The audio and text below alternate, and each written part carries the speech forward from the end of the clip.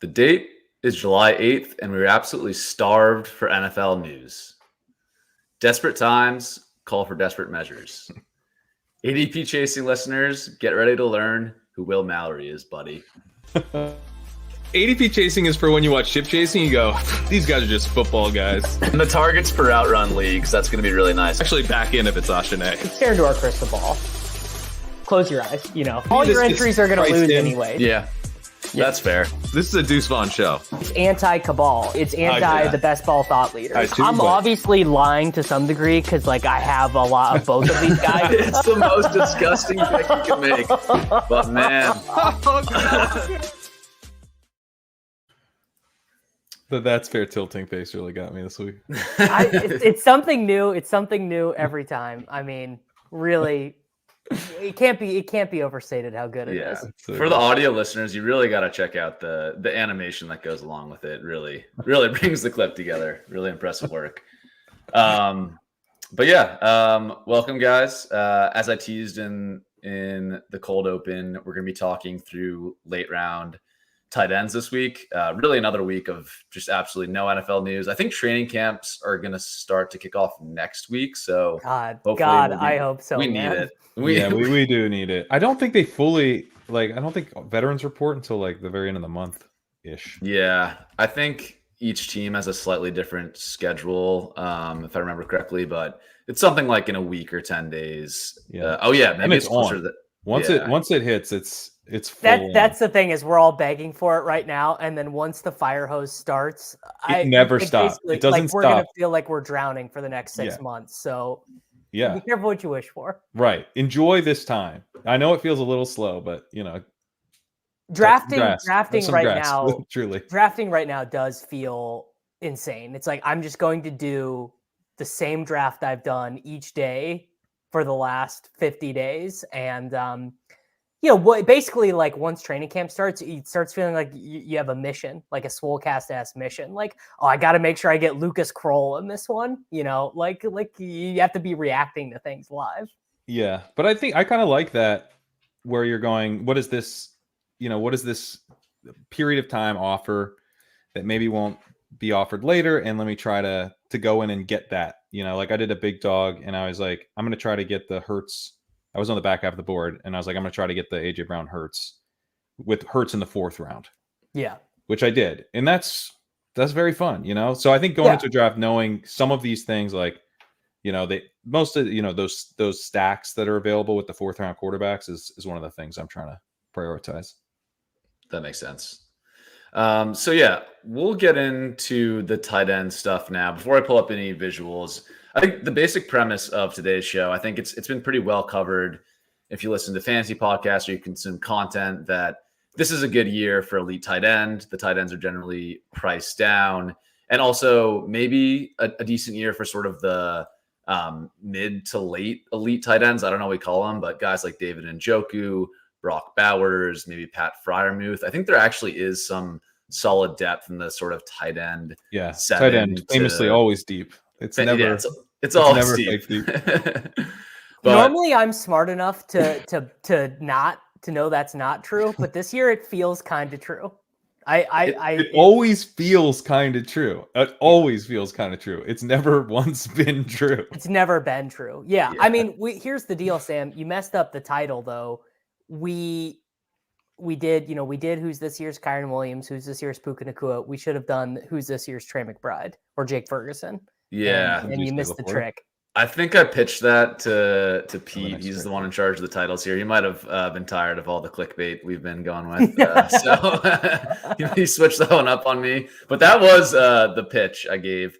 But yeah, I think what we're going to do on today's show, we're going to skip past the elite tight end tier. We're even going to skip past the Freiermuth and Njoku Goddard tier. We're going to go deep, I'd say, into ADPs of 160 plus and really hunt in there, because even though I assume it's kind of your guys' strategy too, I am generally leaning towards elite tight end or sort of the Njoku Bowers grouping this year, but it still comes to the end of the draft. Oftentimes, maybe you need a second tight end. Maybe you really got pushed out of that build and you do need to go for the 3 tight end late strategy. So it's still good to have targets in this range, even if I think the general consensus is that we prefer elite tight end strategy. Well, I think this ADP environment in some ways sets up really well for wanting to add on late tight ends, even if it is a third tight end. And I've talked about this on Best Ball Breakfast a lot, but it's like the running backs that you can grab starting in like round 7, maybe round 6, right? Where you're like, I'm not loving the receivers here. It's really after that tier break in round 7 for me. But you grab those running backs, they're starting running backs. They're potential workhorse running backs like Ramondre Stevenson, right? You're getting guys that are projected for like a lot of touches. James Conner, and so you end up with these running back rooms where you don't need 6. You waited until round 7 to take your first running back. You don't need 6. So now, okay, so I need, let's say I take 5 running backs. I grab like the team I built with Pete today. We grabbed 4 running backs. We tacked on Ty Chandler, but the 4th running back was Javonte Williams. It was like James Conner, Javonte Williams, Raheem Mostert, David Montgomery. We tack on Ty Chandler. So that unlocks a roster spot. But then the wide receivers, they're priced up, and they're not just priced up at the beginning. That a lot of these, like even like guys with jobs like Rashad Bateman are very expensive. So you get to the end of drafts, and it's like, man, I mean, I guess I could take like Khalif Raymond again, but like it's not exciting. I do not co-sign. Yeah, no, I know. I'd rather take Dawson Knox. I'd rather take Dawson Knox. That's kind of what I'm getting to. Like, there should, because I basically, like, I could take Will Shipley or some running back flyer. I think that's an acceptable use of the pick, but it's not that exciting, and I don't need it. And then, it's easier to see like, okay, what would actually help me get through one of these single weeks, these, week 15, week 16. Like, it's probably the easiest thing is I bank a touchdown from a tight end. Maybe I bank a couple touchdowns from a late round tight end. All of a sudden I'm through. But the tight ends kind of suck. So like I want to find answers here, because I think like even on like Kittle, Goddard, right? Years past, we're done. We're done, Kittle, Goddard. We're not taking a third. This year, I think you could take a third structurally. It's just that like, who is that guy? Yeah. And we'll talk about it, but so this visual I pulled up here, I did my best to organize tight end depth charts in terms of ambiguity. And what really stuck out to me, if you look at this column on the far right, I titled this complete ambiguity. There's basically 6 teams where the best ball market is just not selecting a winner at all. The Panthers, Broncos, Colts, Chargers, Rams, Giants. Basically no tight ends are being drafted from those teams at all. I guess Jelani Woods at like ADP of 207 is getting selected some. The rest of those guys are ADP of 214 for even the starter. So if we can like pick the spots here and find the right guys, there definitely could be some value late. As we get into it, it's a bit tricky. So it's really a team by team basis. We'll go through this and try our best to pick out the winners. Well, I want to start by taking umbrage with one of your rankings. I know this is not the point of the program. Go ahead. Here, no, but it very much is the point of the program. I would like to take umbrage with the idea that the Arizona Cardinals do not have an exciting backup.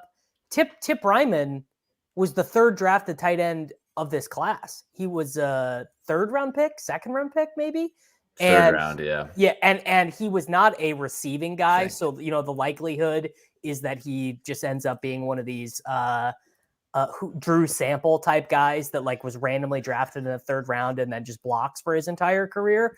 But I expect that to be like a very good offense. Like I actually think the Cardinals could be the 7th best offense in the NFL, kind of pretty easily. And were McBride to be injured, the guy who weighs 270 pounds and ran a 4.6 40. I mean, again, not like I was grinding Tip Ryman film, but 86th overall pick, kind of intriguing. Yeah, I don't know anything about him. In my head, I kind of treated him like Brenton Strange or like Luke Schoonmaker, like one of these 2nd round tight ends that's just a blocking guy. Yeah. So I'll be honest, I haven't looked into him much, but if you want to group the Cardinals into that like exciting contingent category with the likes of the Bills, the Ravens. Can I interest you in a guy who changed position from wide receiver to tight end on the Arizona Cardinals? Was it like Jordan Matthews on the team or something? Elijah Higgins used to be a wide receiver, and they converted him to tight end. So I never thought I'd be the one to have to say this, but we got to keep this tight, guys. Yeah, we got a lot of teams. If Tip Ryman was just the starting tight end for the Cardinals, we wouldn't draft him like Theo Johnson. Tip Ryman is an intriguing backup. Yeah, let's try to keep this on. This is quickly going to get off the rails if we don't rate it in here, but there are a couple teams. So in terms of ambiguity, this isn't a perfect way to do it. I actually wanted to start with 4 teams that I think are not ambiguous in terms of the tight end depth chart, but do have very late ADPs. That's on this far left column here: the Dolphins, Patriots, Seahawks, and Bucks. I'll put up some of the advanced stats on those guys here. But yeah, starting with Ukraine, do you, I guess, agree with my premise that the depth charts on these teams are pretty clear cut? And then if you agree with that, any of these guys jump out as targets? Again, all these guys are going ADP of 175 plus. I guess Hunter Henry's at 160, but all very late round tight end targets. Yeah, I think all of these guys belong here, and all of these guys are targets. Cade Otton is a little less exciting as far as like what he's actually going to do from a target earning perspective. But like one of the ways to attack late round tight end is to just pay for routes. And you're getting that with Cade Otton. As far as like searching for big breakouts and everything, paying for routes has never been my favorite way to go. I think tight ends, like we want the guys who can actually earn targets. But if it's cheap and it's best ball, right? Like I just need a guy to like get in the end zone a few times, hopefully at the end of the season, and be the clear-cut starter. Like, I mean, it's a decent enough way to play it in my mind where he's priced. Like I have him rated ADP. 605 is like totally fine for all of these guys on the screen right now. Yeah. Yeah. But I mean, like, so Hunter Henry, it won't surprise you to learn, is probably my favorite of these guys. We're all found another way to talk about Drake May. I mean, honestly, he is, because I mean, you're betting on Drake May, which I'm very much doing, but like you're getting the correlated upside of like a breakout, whereas Otton, you're kind of almost paying for last year's Baker Mayfield resurgence a little bit and hoping that it stays. Where like if May's good, Henry would be going quite a bit higher. So I like Henry a lot. He's my 3rd highest drafted tight end at 15%. Noah Fant, my 4th highest drafted guy at 13%. I think he's pretty strong as far as like, we know this guy is an athletic receiver. I don't know like how good he is. And it's not like there's a ton of targets available, but previously he was getting taken off the field like for half the routes because they were bringing in blocking guys. And that probably doesn't happen now. I mean, that's gone now. Hopefully the guys are gone, right? Disley's gone. So it's not like they're literally not there. So I think Fant's probably in the 70% route participation range now, which is like an acceptable. He's like kind of in the 50s before. And that's probably where Jonnu is too. And Jonnu's another guy who's like, he's been fun after the catch. He's done well in this type of system. So I'm at 11% Jonnu, another guy that I'm very comfortable with. Yeah. And I think what jumps off the screen here to me is, Jonnu, Noah Fant, Hunter Henry, all career 1.5 yards per route run, around 18 to 19% targets per route run. Like that's pretty good for a tight end. It's certainly not elite. Like we're looking for 20% plus targets per route run. But yeah, like we're going to see some really gross tight end stats when we go through the show today. Like if you can get that level of per route efficiency at this late of a price, I don't really understand why Fant and Jonnu in particular are going so late. I guess with Jonnu, he hasn't really been trusted as a run blocker through a lot of his career. Like he's never run more than 300-ish routes in a season. He's always kind of been a part-time tight end. I guess that's the concern with him, is that they don't trust him for the running plays with Achane and Mostert, and Smythe works in more than you want. But the rest of these guys, I don't think there's a lot of routes risk for like any of these other guys. They're all pretty good blockers. I've got a routes risk for Otton, which is that they really didn't have a third wide receiver they liked last year. So they were doing like a lot of 12, and their base personnel like always had a tight end in. And it seems like our boy, the McMillionaire, seems like their plan is to play him a little bit. So they might just have less heavy personnel. And I mean, like we just saw here, 0.9 yards per route run. It's really bad. Like what is the difference between him and Keeft if the blocking is the point? I just am not that into Otton because I'm not that into Buccaneers stacks. That would be, yeah. I just, like the chat just said it, Otton played like the most snaps of any tight end in football and had the one spike week in the regular season. I think he probably, you're right, is like pretty safe to play, but the upside is but real low. What I don't think the chat realizes is that like that's not all that common, and that a team doing that with Otton is likely to do it again. Like it's not like a thing that randomly happened. This guy in his second season played all the snaps at tight end. That's bullish. It just is, right? Yeah. Now, is he good? No. He's especially not good as a receiver, but he's trusted, right? It's kind of the Rashawn Fant thing. Like they trust him to be out there. You talk about this all the time. Tight end development is like not linear. Guys can be awful, and then just like randomly be good for 18 games in a row. I mean, it does happen. We heard Tyler Higbee sucked for years, right? And he did kind of suck, but like he was kind of okay, especially when he was cheap. But like Higbee, people might not remember, but like it was Higbee and Gerald Everett. They gave Higbee an extension. Everett moved on, and then they just gave Higbee the full job. Like I am interested in that, even though I don't think, the guy's that good, but it's like at a certain point, and Otton, I think, is at the point. I think he's very draftable. I'm at like 6% Otton. I'm not like a huge Otton bull, but like I think he's very draftable. He's not a wasted pick because he's a clear-cut starter at tight end. That has value. Yeah, and we'll get into these other teams where like we're probably talking tight end, like 3-way, 4-way tight end committees. I feel good about Otton being the starter there. So I agree with you, Crane. I think he's definitely draftable. Another weird note I'll say in Otton is that his best like statistical games of his career have all come in the NFL playoffs. So I think fantasy managers are not really paying attention to it. Last year, 2 games in the playoffs in the wild card round, I believe against Philadelphia, 11 targets, 89 yards, 8 receptions. Then against the Lions, 8 targets, 5 receptions for 65 yards and a touchdown.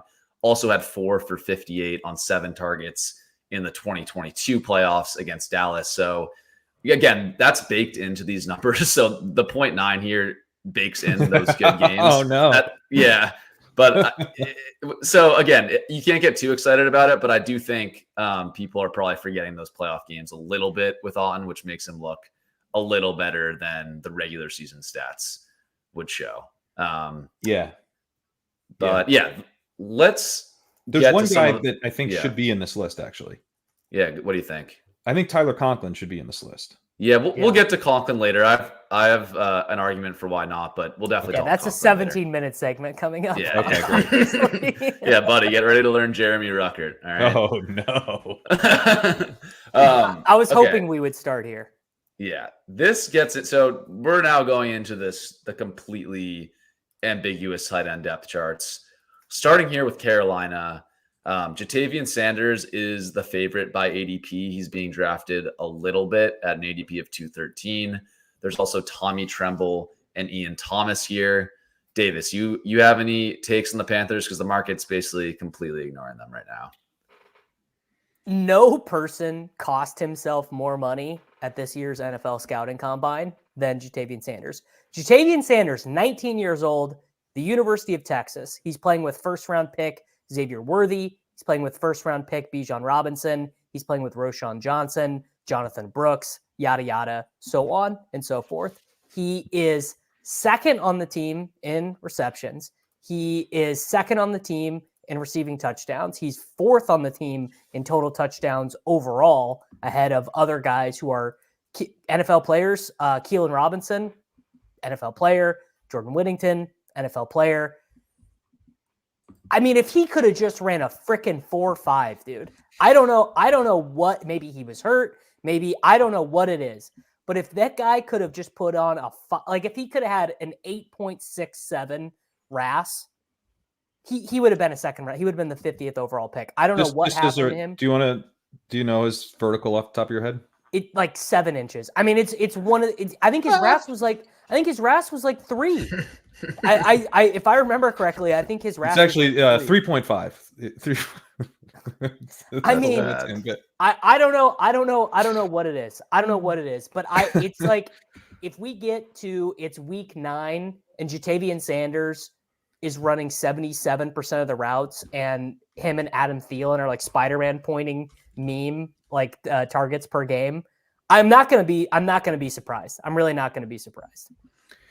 The thing with Sanders that's difficult is that he wasn't like that productive, right? And he's kind of it was this like promise of like, yeah, he was sort of behind these other 2 stars. And the thing is, though, he's very athletic, and the NFL is really going to like him. And then he wasn't athletic. He wasn't athletic. The 3rd round. So like the bull case took a huge hit during the draft process and during the draft itself. And I've just had a really hard time being excited after that. I mean, he peaked with 1.86 yards per route run. He was at 1.81 over his career. It's not like a huge red flag, but like, like what is the bull case now? Is a 3rd round pick, unathletic, and not particularly productive. I guess this like that he's young and he once had pedigree, but it feels kind of Irv Smithy to me, where we're just like, yeah, this guy was exciting once, so let's draft him for 5 years. Very, very Irv Smithy. And you said 3rd round, Crane. I assume you meant day 3, right? Because he was like a 4th round, 5th round. No, pick? I keep thinking he did go in the 3rd round. He didn't. Where did he go? 4th round. 4th round. Okay, got yeah. it. All right. Well, I'm overstating the draft capital in my bear case. Yeah. So here's that's not great. That's really not great. The only bull case I can come up with is here's his competition. And obviously at tight end more matters than receiving efficiency. Blocking and stuff matters a lot at tight end. So this doesn't like rule these guys out. But Tommy Tremble and Ian Thomas, they've ran a lot of routes in their NFL careers and have just been god-awful receiving threats. These are dog shit NFL players. These are like some of the worst you're going to find. Yeah. Yeah. And we definitely never took Ian Thomas in round 8. So I'm in a long-term dynasty league that an industry guy that I won't name traded a 2024 first at the time in 2021 for Ian Thomas. He was like, I got to get him. He had hype, man. He had that one. He had like 4 games at the back half of the season when Greg Olsen was leaving, and he's athletic. And we were like, the next guy, we found him. Yeah. Yeah. Crane, from your prospect research, do you remember anything about Jatavian Sanders' blocking ability? Because that strikes me as a big deal. If not, it's all good. Because I do think the one like bull case, I'm not drafting Sanders now, but I will say the Dave Canales, the fact that he was willing to just have Cade Otton out there for 100% of snaps last year does make me somewhat interested. Like if it comes out in the preseason that Sanders is the starter, that would kind of surprise me, honestly, as a round 4 rookie if he earned that. But if he did, I don't know. I'm just not like, he's the only guy on my radar as like a potential flyer if we get good buzz, because these other guys, I know Josh Norris over at Underdog was hyping up Tommy Tremble. Sorry, Josh. I don't get what he's seeing with that. Sanders' run blocking grade his last year at Texas, 61.5 at PFF, which is like, no, it's fine. Not enough to be a specialist, not enough to say you got to take him off the field for it. Yeah. Yeah. I would say it's like a very minor red flag, but like Sinnott was at 67. Bowers was at 75, which is one reason I think he's underrated in terms of the size and stuff. Yeah. I was hoping that's where this show would end up. Hour 2, we'd be like, just take Bowers in every time you draft. Yeah. Yeah. I'm getting close to that. All right, let's move on to the Broncos. I did my research here. Yeah. Do you want to start with, so here there's basically 2 guys competing for it. I'd say it's down to Greg Dulcich and Lucas Krull. Krull overtook Adam Trautman at the end of last year and is getting some hype to start the year. Huge shocker. Greg Dulcich is injured and can't get on the field this preseason. Who could have seen that one coming? So Davis, what's your take on the Broncos tight end situation right now? Basically, neither of them are getting drafted, for the record. So Dulcich, definitely, they are like Sean Payton and these guys are self-aware enough to know that if Dulcich could get on the field, he would help them, which is so funny that we're doing the show actually, because this is really one of the only things Crane and I've ever disagreed about was the Dulcich Alberto year where we were like going to war and we were both wrong. I was right for like half a season on Dulcich. You were right for one game where I hit a 40-1 first touchdown bet on Greg Dulcich, so I'll forgive you in the end. All right. But Dulcich is already injured, and his injury is a bad one for a tight end because it's a foot injury. You just like, dude, it's July and you have a foot injury. I mean, It's not great. It's not great. Now, Krull, people forget this. In fact, I just learned this about 90 minutes ago. Lucas Krull is a Saints Nepo baby, the same way that Lil Jordan Humphrey and Adam Trautman are. He signed in 2022 as an undrafted free agent for the Saints, spent the entire season on the practice squad. So he came over as a Saints Nepo baby. Well, hang on. With Peyton. Well, Peyton wasn't there in 2022. It's well, still his proxies were there. Yeah, come on. He's just nepotism.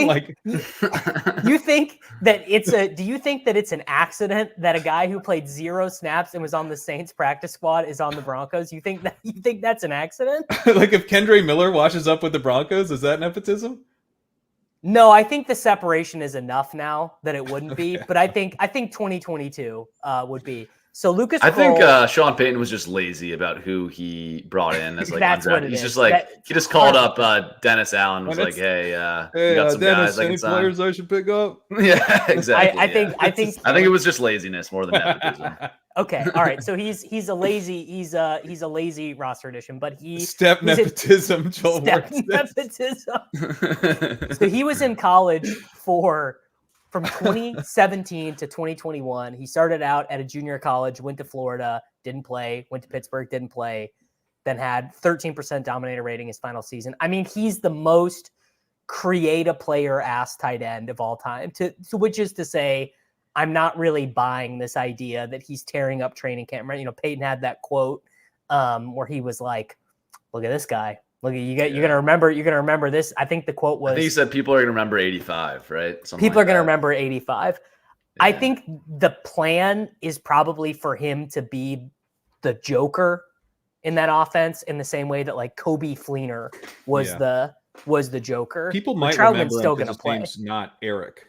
Remember how many Erics he gave us last year? Eric Sauber, Eric Tomlinson. Yeah, so maybe people will remember it. Or maybe they'll remember Eric. Maybe they'll remember 85 because he's going to find 3 more Lucases to throw out. I have taken Krull a couple times with Knicks. I'll admit it. I have. But I think the move is probably just to take Dulcich and just be like, I hope I get 6 games out of him. I think that's probably it. Well, I guess so. I do want to, again, kind of to the Otton thing, and I think this very much includes the Panthers, but like our baseline expectation for some of these rooms should not be that one of these guys emerges as a clear-cut tight end. When an NFL team doesn't really have that, they're usually very comfortable rotating like 3 guys, and they run like 30% of the routes, 40% of the routes, right? Like there's like a few guys. We've seen this repeatedly over the years, and it kills production. Like these dudes just are not good enough to produce with 40% route participation. Yeah, who is 2% of the routes you can't. You're running fewer routes than a running back. You know, at that point, like it's just not enough. You know, and then these target per route runs for most of these players, it is in like the 15% range if we're lucky. So I think now there can be big hits, but like the baseline assumption should be that it's just a wasteland with a lot of like that there's several tight end wastelands at the end of the season where there were no right answers. Yeah, I agree. And I do think here, like if we get reports that Dulcich is healthy, and please like just get him on the practice field at some point this offseason. I'm willing to take some last round Dulcich. I definitely do want to see that he's healthy first. Like, I'm not taking him now, but he was a guy who had a solid rookie season. I think it's maybe like people remember it a little bit more fondly than it actually was productive. Like 1.3 yards per out run. He scored in his first game and then went to zero. But he was used like deep down. He had a pretty high ADOT. He had a fun role. He was kind of used as a wide receiver, like more of a slot receiver than a tight end, if I remember correctly. That's why these guys are interesting, because the wide receivers they might have the worst wide receiver room in the NFL. Like, it really might be the worst. That's why I think Dulcich, like, if he can get healthy, if he's like firmly with the starters in the preseason games, I'm willing to take some 17th, 18th round Dulcich. These other guys, like the Lucas Krull hype, like, I tweeted about it, so I'm guilty of getting into the engagement farming there, but I just don't. You engagement farmed your coworkers, dude. Yeah. The only slightly positive thing on him I'll say before we move on, he is a RAS freak and was like a former baseball prospect. So again, tight end is super weird. If like some guy's just going to figure out tight end later in his career, like, it's not impossible. We've seen other weird stories, Logan Thomas, Darren Waller, etc. But I don't know, man. I'm probably not drafting Krull unless 20 rounds. I'm super desperate. Yeah. In retrospect, it probably wasn't ideal that Nathaniel Hackett loved Greg Dulcich. That's a big red flag. Oh, that's a good point. That press conference was pretty funny. Let's move on here to the Colts. This is perhaps the most disgusting rotation. Drafters are somewhat confident in Jelani Woods at 205 ADP. They shouldn't be. I'm kind of throwing the challenge flag on that one a little bit. Like, I don't know, man. Like, look how long this is. They had to expand the chart. This is the most Indianapolis Colts graphic. The thing is, you like can't like all these guys got snaps last year besides Jelani. Like, they all got like 30% of the snaps. So I think I played Drew Ogletree in the Spy on DraftKings one week. I'm pretty sure I did. So this is what you need for, like, you can't touch any of these guys right now. In order to draft one of them, this is what you need. You need them to cut Mo Alley Cox. I think they can save they can save like 5 or 8 million or something by cutting him. Like, I think they probably will. I'm guessing he's just on the team now to like see if Jelani is healthy enough to play. And if Jelani is, they're probably going to get rid of Mo Alley Cox. So if he gets cut, and then we get reports that like the two guys I'm intrigued by here are Mallory and Jelani Woods. Like, very, very similar rookie years for both of them. Jelani's rookie year was 2 years ago. He didn't play last year effectively, but both of them had like intriguing per route metrics as rookies on very limited routes. So I'm intrigued by two of these guys, but they're definitely on my like watch list, not my draft now list, if that makes sense. I don't have enough. If I would have worked really quickly, I would have spun up a Spider-Man pointing meme with these headshots. But I was like, that's going to take me at least 5 minutes, and then the moment is going to be gone past that. But yeah, Jelani Woods is just 25-year-old Mo Alley Cox, and Will Mallory and Drew Ogletree are the same dude. And then, I mean, multiple of these guys have had 2 touchdown games and not crested 15 fantasy points. Like, it's just. It is an impossibility that any of these guys get enough routes to matter. Well, the contingent value on these guys, like if there's 4 injuries, then you know the Bruno Caboclo line. He's 2 years away from being 2 years away. Like, dude, Kylan Granson is 2 injuries away from being 2 injuries away. Like, I can't like complain too much of an ADP of 205, but like what is the drafter psychology of like Jelani Woods getting drafted in almost we've got a truther in the chat. He's big and fast. And they said he was back on the practice field and he was big and fast again. Okay. I think like of the guys that we've talked about, like I'm willing to take Jelani Woods. Like, I'm not really taking Dulcich and I'm not really taking Sanders. I think I have clicked them like once, but like Woods, I've probably clicked 5 times. And the reason is he's correlated with Anthony Richardson, which is a more exciting way to play things from the quarterback perspective. And like he is, I don't know. I mean, like I liked Dulcich a lot better when they were coming out as prospects, but like he is very big. Yeah. And maybe he catches a touchdown.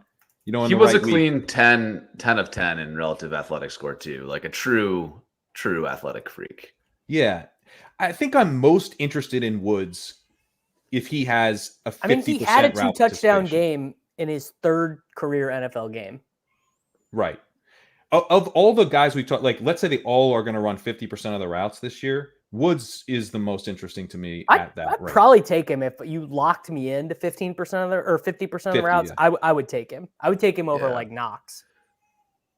Yeah, and Knox I think will probably be at 55, 60. Yeah, I do think going into last year, like the plan was for him to be the starter. He did come on at the end of 2022, and again, it was still a rotation, but I believe he led the Colts rotation in routes towards the end of the season in 2022. But yeah, I mean, he had a couple 60% snap games after he came back from being injured in week 11 in 2022. Yeah. So I agree. He's the most interesting here. Again, Hey, Sam, save this graphic for week 10 ship chasing waiver wire bid show. Yeah. We're gonna have to go back. We're gonna have to go back to this one. Oh man. Yeah. Yeah, and then this thing from the Athletic I thought was just comical too. The roster projection has all 5 making the team. God. So great. I love to see that. the idea of all of these guys just being on this, they're just all, they have to have a whole bench. There's a whole tight end bench. There's a whole tight end bench. You know, they have the O-line unit, the cornerbacks are all there together, and these 5, they're just the Spider-Man meme pointing at each other. With Jelani Woods and Molly Cox, they're literally taking up as much space on the bench as the starting offensive line. You have to have one bench just for Whyle Cox and Jelani Woods because that's why Mo Alley might not make the team. They can't afford that. They can't afford it. I mean, if I'm to be serious for 1 second, maybe there's an argument that the Colts use a ton of 12 personnel because they're going to be doing this like very ground and pound Anthony Richardson, Jonathan Taylor thing. But even then, you can't get to enough routes. Yeah, and I mean, and Downs is good, right? So you have the slot receiver that you're going to want to use a decent amount. Yeah, although maybe if they keep 5 tight ends, that's not great for Downs. That's not great for Downs. No, that's really not good for Downs. And the worst part of this whole thing is I don't think we've even said like Kylan Granson's name yet. Like he's been the starter the past 2 years at like he's the one who played all of last year. Yeah, but he's just kind of a nothing. But he has been the guy who they trust to play the most snaps. So it's just a mess.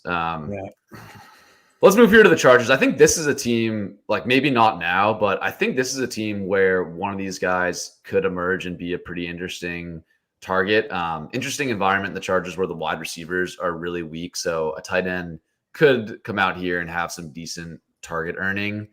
The market has it in order that I probably would not. Hayden Hurst is the most likely to be drafted of these 3. Will Dissly was the one who got paid in free agency. He's the better run blocker. If you look at PFF run block grade from last year, Hayden Hurst was dead last, 96 of 96, like with a score way below the person who was in 95th. Will Dissly was 3rd of 96. So just kind of reading the tea leaves of what the Chargers want to do on offense, they're going to want a tight end in there that can run block. Hayden Hurst also $0 million guaranteed, had some pretty scary injuries last year. Will Dissly got $10 million guaranteed. Hayden Hurst as the receiving tight end on this roster with 1.1 yards per route run it's perfect. It's $0 million guaranteed is also good work. How much cash do you have on you right now? $0 million. They didn't even give him the J.K. Dobbins $50K memorial tryout. They gave him literally 0. So insane. Yeah, I don't know. I've been drafting some Dissly. Like that could be really dumb, but I think I've taken Dissly on DraftKings. Like I've taken Dissly. It's like a play action touchdown, right? You're just like, give me that play action touchdown on Dissly because he's the guy out there run blocking. It seems plausible, you know. I know he's probably running half the routes and no more, but Hurst, I mean, coming off the concussion that he seemed to be considering retirement. Parham seems like one of those guys where it's like, he's a gimmick player. A gimmick player from a different regime always scares me. Yeah. Yeah. So Disley is like a literal lineman. Like he's a converted lineman. Yeah. But Hurst is like I think the tight end here could like pretty easily catch 55 passes because there are huge question marks about all the wide receivers, right? Like literally every Chargers wide receiver, you're like, McConkey played like 9 snaps in college. How good is he? Palmer is like kind of miscast as a number 1. Quentin Johnston might be the worst wide receiver in the NFL. But DJ Shark, I think we've said plenty about DJ Shark on this program.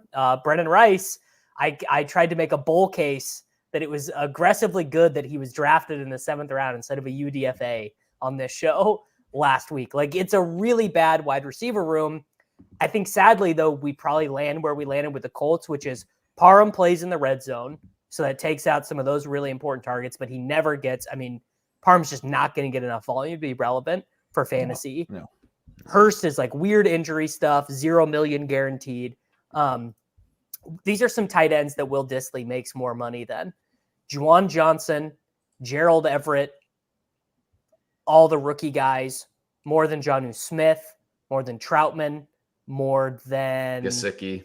Yeah, more than Gesicki, more than the aforementioned Jelani Woods. Like they paid him a lot, but sadly they paid him to block. I don't know. I take Hurst and Dissly a little bit. Yeah. Yeah, they definitely paid him to block, but again, like his receiving stats, I'm not going to tell you they're great, but career 1.4 yards per route run is not like abysmal. Like we've talked through a lot of guys that are sub 1. Cade Otton is sub 1.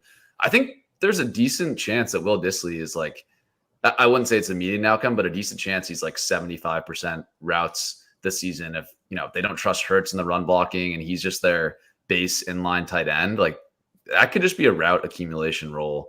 So yeah, he's kind of a Herbert stacks only guy for me, but I don't think like he's at least like guaranteed to make the team and be out there enough to catch a touchdown, right? If Hurst is injured though, I don't see what would stop Dissly from 67% of the route. Yeah, Hurst has also been like really bad the past couple of years. Like his career stats look okay here, but that's really buoyed by his early season Baltimore days. Like let me pull it up. I was looking into this, but it's been really ugly the past couple of years for Hurst. And yeah, the PFF grade of dead last in run blocking, that's not something that's gonna inspire confidence in John Harbaugh. Yeah, he's been asked, he's like, it's sort of the B. Austin Hooper role that he's been given a couple times, and he wasn't.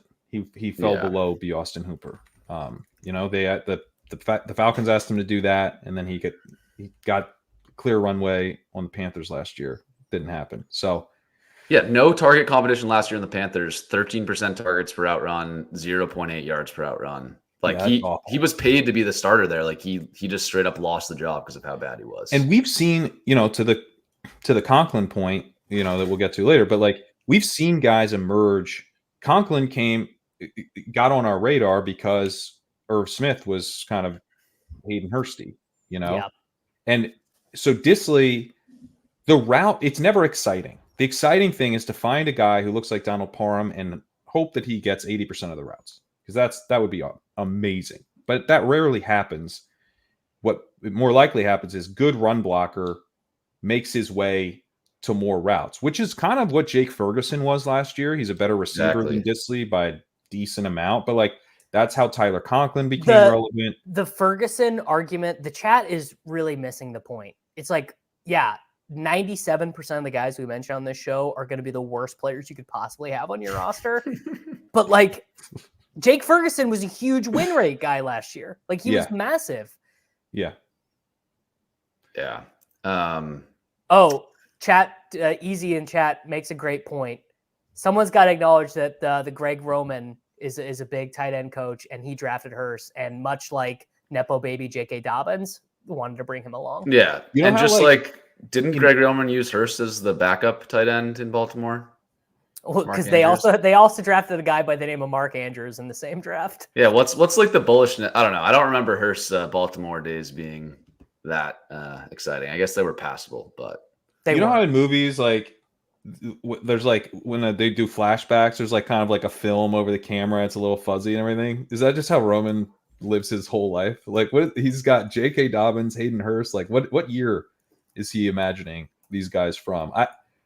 I don't know. It doesn't do a lot for me. Like, yeah, zero guaranteed, man. Like, yeah, he's an FOB. It's kind of the way I take that. Yeah.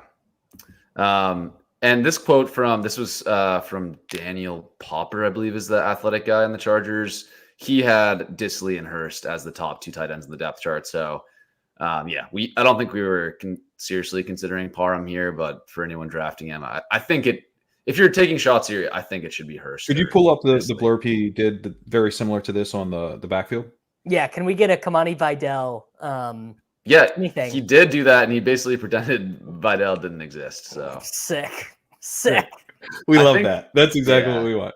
I love a guy who you cannot find a Google News result on being a top 150. Skyrocketing in ADP. That's always my favorite thing. Is when every day I have to take a guy earlier and he doesn't exist on the internet. Yeah. God. I'm still doing it though. I'm still taking him. I know. I'm still taking him. The chat is primed for this. You better have good notes on Rams tight end because they cannot wait to talk about Colby Parkinson, Sam. Yeah. This one, I think this one is maybe the best one on the list in terms of my interest because Sean McVay has always just had a clear starting tight end that's been out there for basically all the routes. Maybe that's a Tyler Higbee stat, but I don't think Higbee's particularly good. I think he just likes having one guy. You know, he likes the workhorse running back. He likes having a wide receiver and 3 wide receiver sets that can always be out there blocking. He likes his guys and likes to play them a lot. So identifying the tight end here, I think, is big.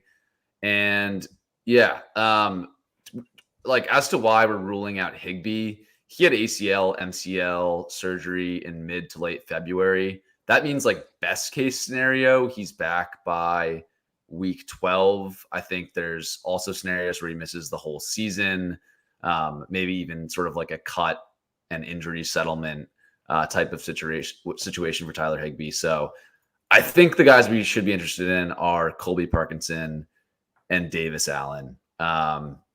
Starting with you, Davis, you got takes on sort of Parkinson versus Allen. If you're taking shots here, who you would be taking? Parkinson would be a good example of who could be a Jake Ferguson. You know, just a guy who basically has barely played, seems to be a good run blocker, but there's not a ton in his way.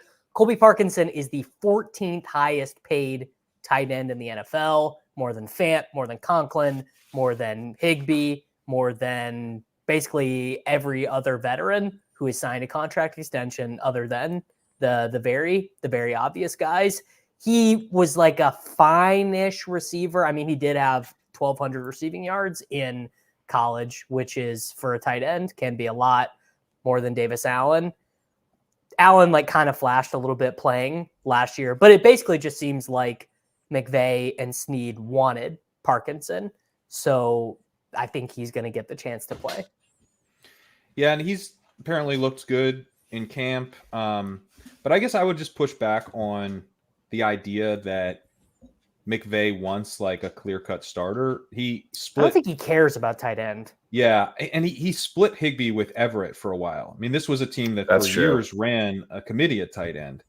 There's also Hunter Long, who returned to practice a few weeks ago. He's recovering from MCL surgery. And then Jordan Rodriguez noted that this is in one of the final reports from minicamp, I think, that Davis Allen and Parkinson were all extremely active with both Stafford and backup Jimmy Garoppolo. So there's a role for a tight end here, but this would actually be one of the ones that I think has the highest chances of being a committee, just kind of a gross, no one emerges committee. And one of the reasons I feel that way is that Higbee will return by the end of the season, most likely. And so I might not even have a guy who's doing anything by the end of the year. Like, is this that's a fair point? Like, if I knew the Vikings starting tight end in the meantime, Who is that, by the way? Is that Tanyan? Probably pass catching Tawny and blocking Oliver. I'm guessing. Oliver, you want to talk about guys who are getting paid? Josh Oliver, 14th highest paid tight end in the NFL. I mean, that honestly feels just as fertile ground to me. Like I don't. It's a wasteland. It's stones. I'm not interested in it. But it's just like this does not seem like where a breakout tight end will come from. Partly because unless Higbee gets cut, if there's an injury settlement, I'll change my tune. But I have Higbee coming back at the end of the year on top of how many targets are even there for like a blocking tight end on the Rams roster anyway? Like I'm thinking back to like the Higbee explosion games. That was when they had one really good wide receiver to be targeted.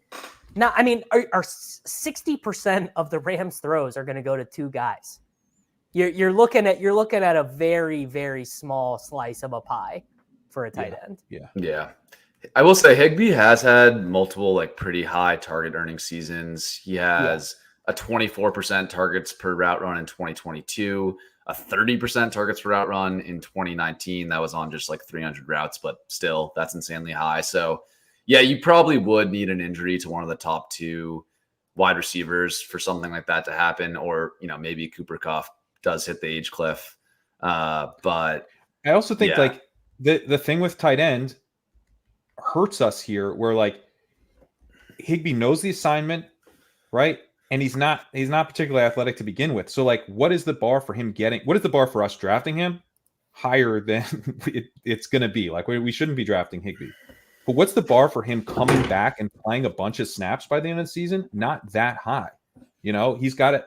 How much movement is required of him to block guys and then pretend to block a guy and squiggle out 5 yards? Like, he's gonna be able to return physically. Now, maybe they decide it's time to move on, but I don't know. I think by the end of the season, I wouldn't. I get your pushback, and you're definitely souring me on Parkinson. I'll just say, like, I wouldn't have that much certainty he's returning. Like, this is still a multi-ligament ACL tear, like a late February surgery timeline. Like that week 12 is like best case. But if it's, for an older guy, if it takes a bit longer, I think it's certainly like a risk factor that I don't appreciate given how like thin the bet already is. Like, I don't know. It's just, it's a lot. It's a parlay I'm not really that interested in. Again, I have no interest in Higbee. Yeah. And Davis Allen, we haven't really talked about him. I will say he was just like mildly interesting in like 1 or 2 games last year. Put up some numbers in a spot start for Higbee. So, yeah, I think you've sold me, Crane. I kind of was completely ruling out Higbee. It is a good point that he probably will be back in the most important weeks. That definitely puts a damper on expectations. And Allen has been involved in OTAs and minicamp. Like, I don't think Allen is like this. My guess is that this is some kind of split. And then it's potentially a 3-way muddled mess by the time Higbee gets back. So that's the other part of it too. Is like, I don't think it's as clean as Parkinson's the starting tight end for most of the year. I think Parkinson's an intriguing, athletic guy who's never done anything though, and is new to the team. And Allen has filled in this role, functionally, and might actually be the starter. So you might be drafting like Will Mallory. You might be drafting Colby Parkinson last year on Seattle. Basically. Yeah, you might be drafting Colby Parkinson. Yeah. I think these guys are dogged to matter for the fact that we're even debating them competing against each other. Exactly, Easy does make the point that McVay doesn't like to rotate mid-drive. Like we've seen like Royce Freeman scoring touchdowns because he just happened to be on for a drive that went well or whatever. But you're still talking about like pretty unlikely to finish in the top 10 in tight end scoring, even with like a couple good spikes. Yeah. Yeah. I'd say my summation is like, I'm still willing to take, I'm probably going to wait more to see if there's like a clear starter that comes out. I'm still willing to take one of these guys in Stafford stacks, even with the Higbee factor, just because, I don't know, 31-year-old coming back from multi-ligament knee surgery.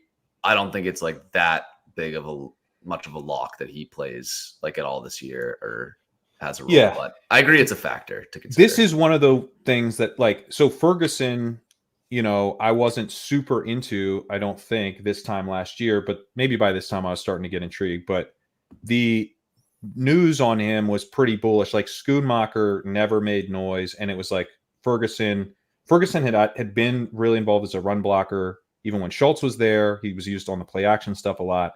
And then it was just a drumbeat of like, yep, looks like Ferguson's taking this job.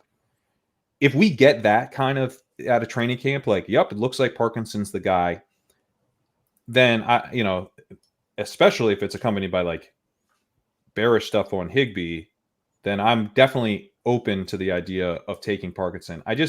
It just feels like kind of one of those like super muddled running back depth charts right now. Where it's like, why not just spend the pick on something else and keep Parkinson more on kind of the watch list? There's no chance that we're doing drafts on August 20th and you're like not wanting to take Colby Parkinson around 14. He's just not going to be that big of a riser. Right. Mm-hmm. Let's talk your Giants. This is the last like completely ambiguous depth chart. And I think of these 6 teams, maybe the one that is talked about the least. Obviously, Darren Waller retired. That left Theo Johnson, a day 3 rookie from Penn State, Daniel Bellinger, and Lawrence Cager as the top 3 guys on the Giants tight end depth chart. You look at Bellinger and Cager.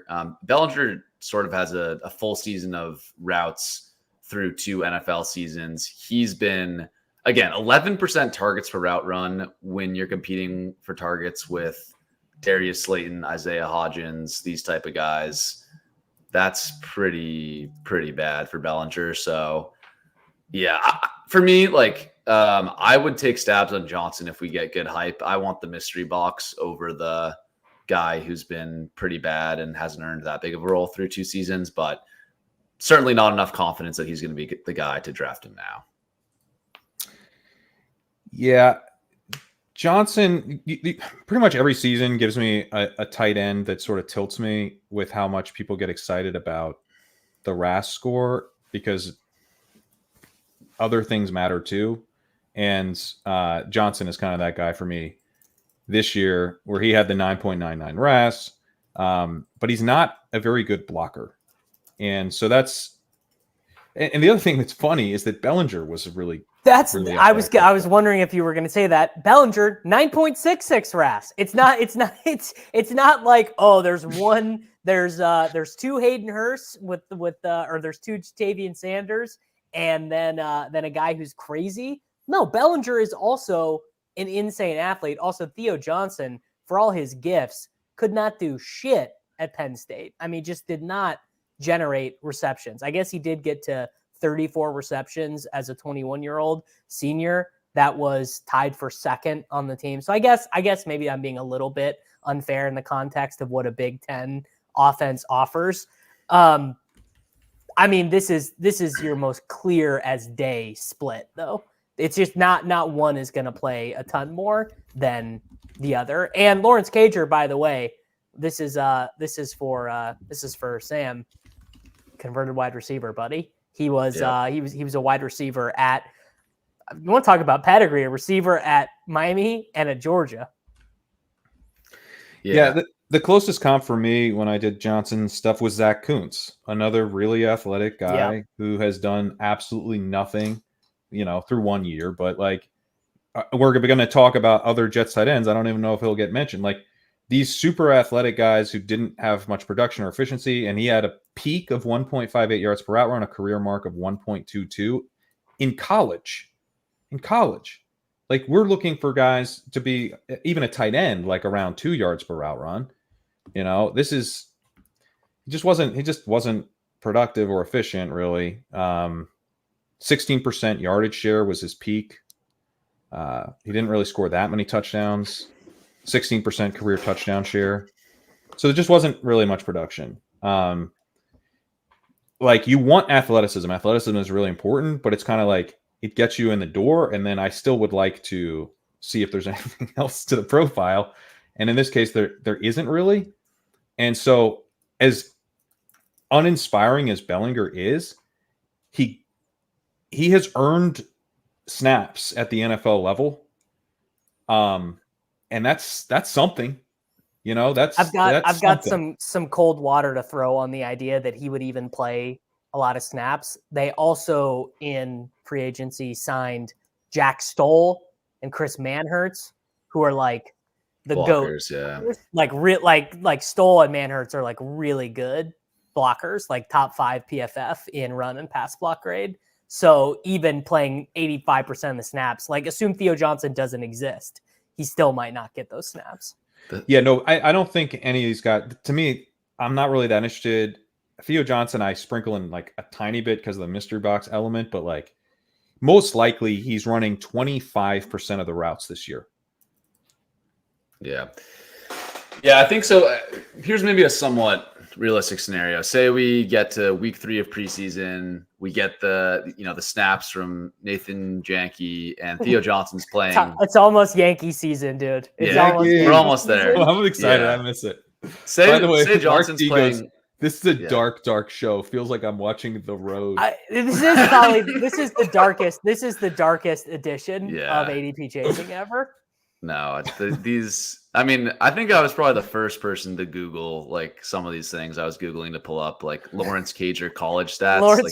College stats. No one had Googled that in years, potentially ever. Did Google suggest? Did you mean things to do in your area? Where to touch grass? I played Lawrence Cager in a Thanksgiving DFS slate once. Yeah, I mean he's a wide receiver. Like I tried to look up his PFF run blocking grade, and he played like so few run blocking snaps. He's like, he's not a tight end. But okay, say Crane. Back to my hypothetical. Say Theo Johnson's playing half the snaps, running half the routes with the starters in the preseason. Is that enough to get you interested? Say, he's starting already in a 50-50 committee. Yeah. Maybe he grows to the full-time starter by the end of the season. Is it because I think that's the type of information we'll have to go off of. Would that be enough to get you interested? It would be a little bit. Yeah, it would be. I'm not like taking a full 0 at tight end, and I'm getting this really, really athletic guy who was, if you're going to make the bull case on him, it's that he was used on a lot of deep targets. Where like at least downfield targets, 42% of his career production came on targets 10 to 19 yards downfield, another 23% on 20+ yard targets. He had 4% of his career targets behind the line of scrimmage, only 4%. And a lot of his yak came downfield as opposed to behind the line of scrimmage. He was not schemed for, is the point here. And some tight ends either schemed for, and it's actually kind of a red flag because you're like, I don't like Jaheim Bell, right? Like I don't know if that's going to happen for you at the NFL level. Jaheim Bell not getting mentioned for 62 minutes in this show. I mean, what a huge upset. What a guess first 20 minutes for sure. But, Johnson's like that he was just kind of a downfield receiver at tight end. It gives like a little bit of upside of like maybe a team more interested in featuring him. He would actually be kind of fun. And the bar is low at tight end. Like if they want to get him a couple targets a game, like all of a sudden, like, okay, like a couple screens to this guy sounds incredible. A little can go a long way. So, I do think we want to, these are kind of, especially Johnson, kind of prime watch list for the preseason. Yeah, watch list. Definitely want to see he's like somewhat involved with the starters in the preseason.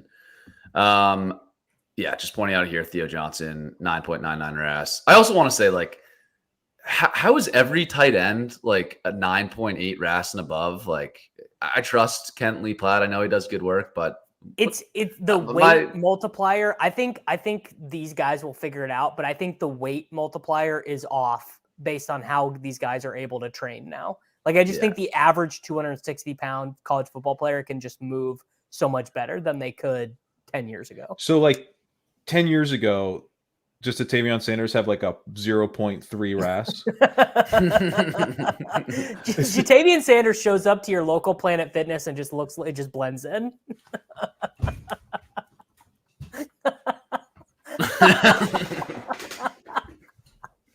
Does not set off the lunk alarm. Jatavian Sanders comes in, curls the 15-pounders, gets on the treadmill, walks for 20 minutes, and goes home. Oh, God. I love this call. I don't know if this was supposed to go in the private chat from Davis. Sam, we have 10 teams left to go. No. Some guy said, so basically at this point, if you say a guy named Sam said, better to go solo tight end. And I said, We're getting there. We got league winners left. Yeah. This whole screen is full of guys I like to take. Yeah. So let's start with the Bengals here. This one is interesting. The market's presuming Mike Gesicki is the starter here. He has an ADP of 206. They signed both Drew Sample and Tanner Hudson, or I guess re-signed both of those guys. Both of them worked into the rotation last year that Cincinnati had. Drew Sample, more of a blocking guy. Tanner Hudson, almost purely a receiving tight end, but he's kind of a bit older, sort of a weird profile there. And then Eric All is like maybe the moonshot upside guy in this room. Per JJ Zacharyson, his tight end stuff in his prospect guide, he said that Eric All had arguably the second best production profile in the class behind Bowers. Kind of a weird profile because he was injured in college, so didn't play a ton of games, but on a per game and per route basis was quite good. So yeah, that's the state of the Bengals tight end competition. Pretty tough one to figure out. You missed the guy who might be my favorite click of them all. He didn't even make the graphic. Oh God. I got this one. You guys are not going to like the thing I'm about to say. You guys are not going to believe. Tanner McLaughlin, 6th round pick actually, out of Arizona University. He finished his career with more receptions at Arizona than Rob Gronkowski. Broke the school record for receptions by a tight end where Rob Gronkowski went to college. Ran a 4.61 40 at 6'6", 245 pounds. I'm with Davis on this one. I don't think so. Like, I thought Tanner McLaughlin was a better prospect than Eric All ahead of the draft. And even after the draft, I think it's like kind of close. And the thing with tight ends is that when you're like doing models and stuff, draft capital matters less than at the other positions. And I think that's partly because like the teams aren't necessarily been looking for the same stuff. You know, it's like, let's waste a 2nd round pick on a blocking Schoonmaker, you know, let's do like, I'm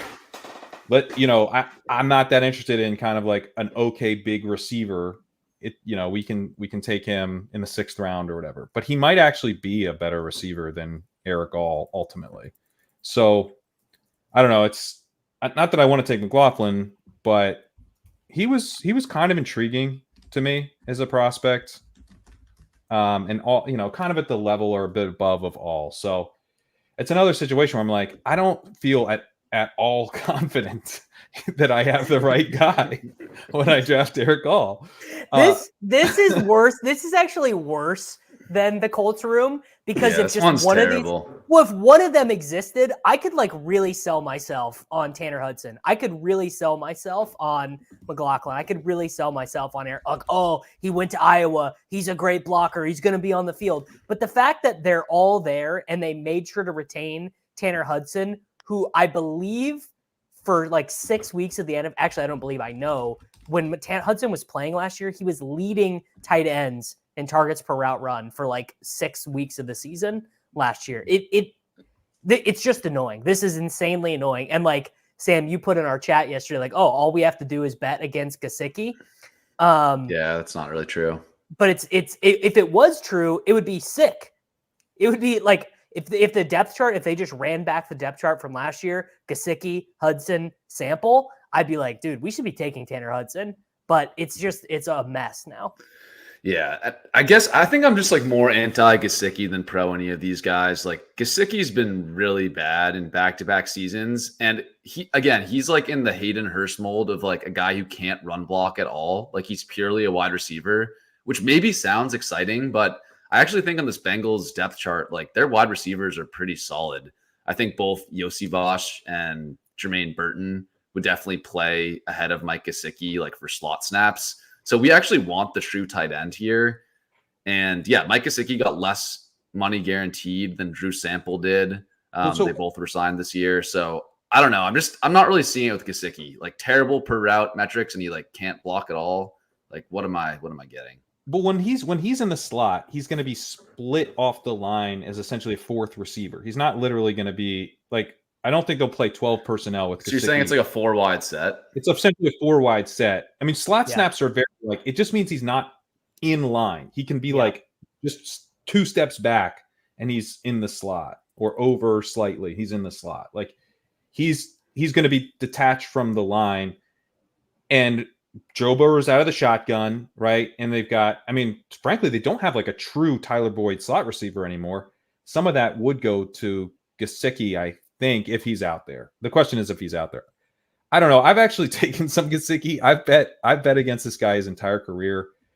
I'm not generally a fan of he's the big slot receiver tight end. Another one we argued about. I was big on Gesicki the Chan Gailey year, and boy was I wrong. I was not. He's never been that good, but he was functional for a couple years. He had 1.6 yards per route run, I think, in the year that I was out on him, and then 1 point, which was okay, but he didn't do that much. And then he had 1.45 yards per route run. Then he got franchise tagged, which was weird. Remember? It was so weird. So that, they thought something of him, but then he has 0.99 yards per route run, ends up on the Patriots, horrible 0.72, but he's a backup to Hunter Henry. So like, it's kind of like the Jonnu Smith thing where like the last couple years aren't maybe not reflective of what the role is going to be.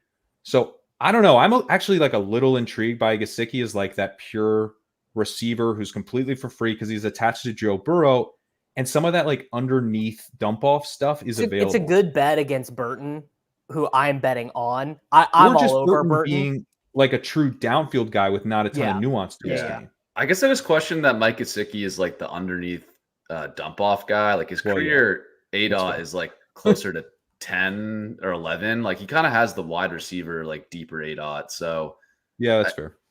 I get what you're saying, but I don't know, man. The money on this one scares me. Like you look at the other tight ends getting paid, like these absolute bums are getting like 10 million guaranteed.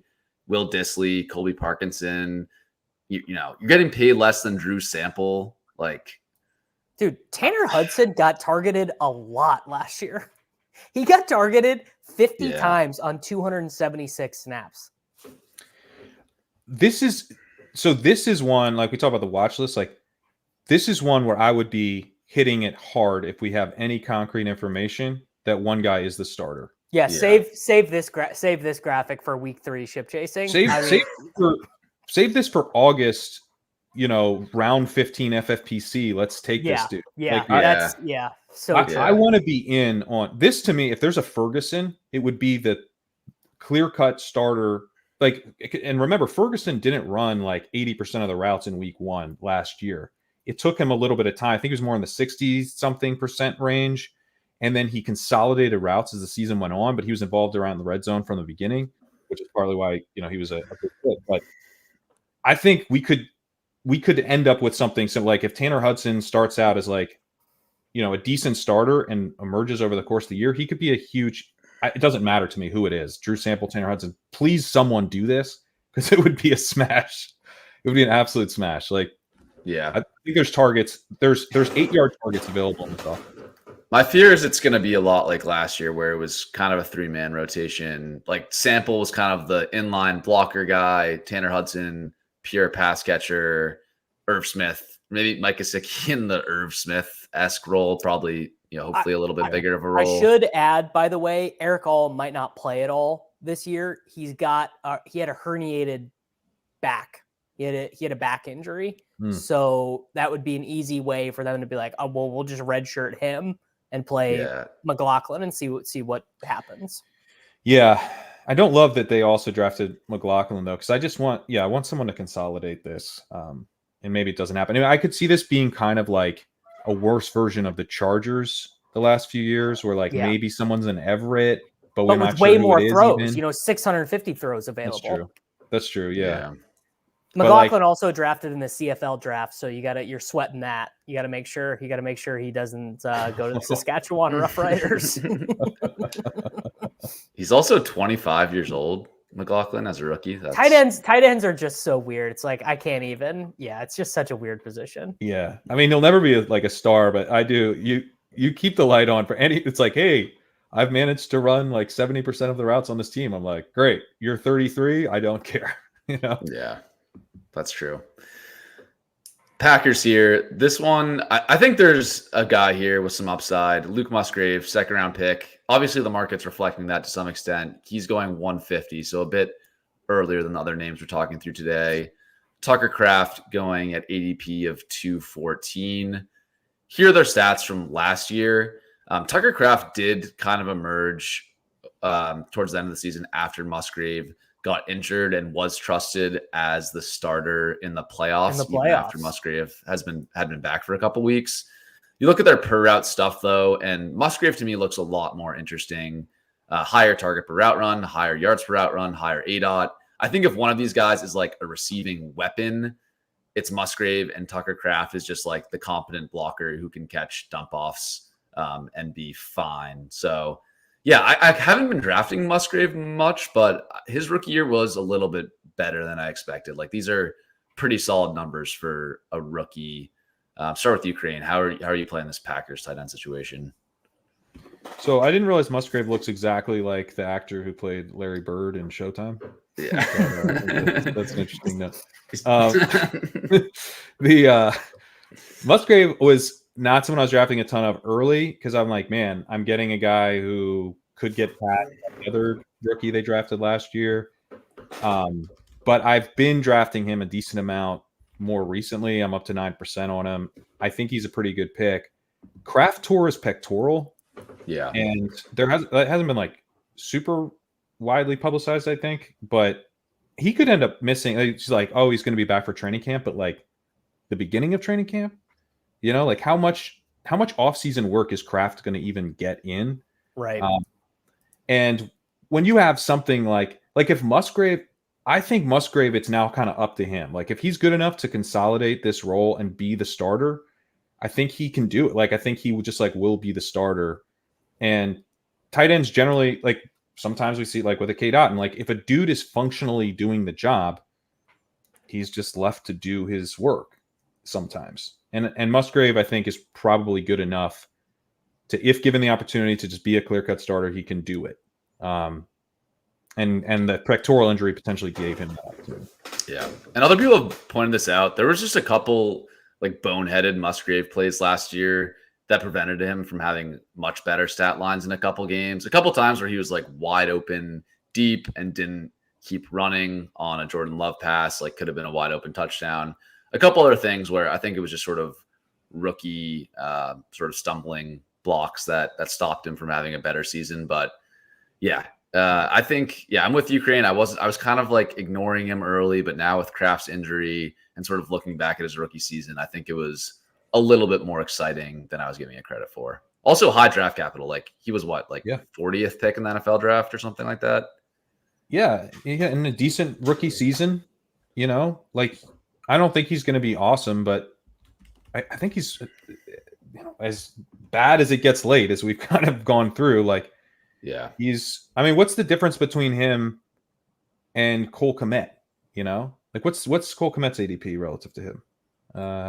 He's like 130. Kmet's like a little bit ahead, but yeah, the thing that makes Musgrave like, oh man, I would really like to click him. I'm in on the Packers. I'm in on Jordan Love. I'm in really kind of on everyone but Dobbs, although maybe I need to start taking some more Dobbs. But you could have the ultimate run bad, which is like Musgrave's pretty good. He's kind of like the tight end 9, scores some touchdowns, like is running down the field. And then Kraft is like fully healthy from this torn pec. And then you have a 50% route share guy. And it's like, great. Yeah. Yeah. And he goes right next to Kmet. So that's a bad example. But Schultz would maybe be the guy of like, what's the name of Schultz? But I guess the difference is Schultz doesn't have Tucker Kraft potentially coming back by the end of the year. Yeah. Let's talk your Jets. This is maybe like a controversial one to put in this bucket. Here's the only reason I did this. Last year, Tyler Conklin, you look at his like full season route participation, and it's pretty high. It actually was kind of intriguing if you break it down in some splits. So the first couple of weeks, I don't know if Jeremy Ruckert was hurt or just like not playing, but he just had a handful of snaps in weeks 1 through 3. Tyler Conklin was a full-time player. Then there was this big stretch of the season where they kind of phased CJ Uzomah out and insisted on playing Ruckert a little bit more. It's still only 30% of snaps, but during that period, Tyler Conklin was just at like 60% of routes, which is really not sort of the bet you're hoping for when you take Tyler Conklin. And then towards the end of the season, Ruckert got injured. Conklin went back to being the full-time player. So yeah, I just wanted to bring that up in that I think people are saying like Conklin's locked in 80% routes. I don't think it's quite that simple. Still, I think he's clearly like the favorite to be the starter, but yeah, the Ruckert stuff did jump out to me a little bit when I went through this. So Conklin has apparently had a pretty strong offseason. I've read stuff of, Rodgers having a good connection with him and stuff. From The Athletic, this piece that everything's kind of old now. This is from June 17th. But it was a note on all 90 players of the Jets. Conklin, the note was one of the stars of OTAs. He made multiple acrobatic catches.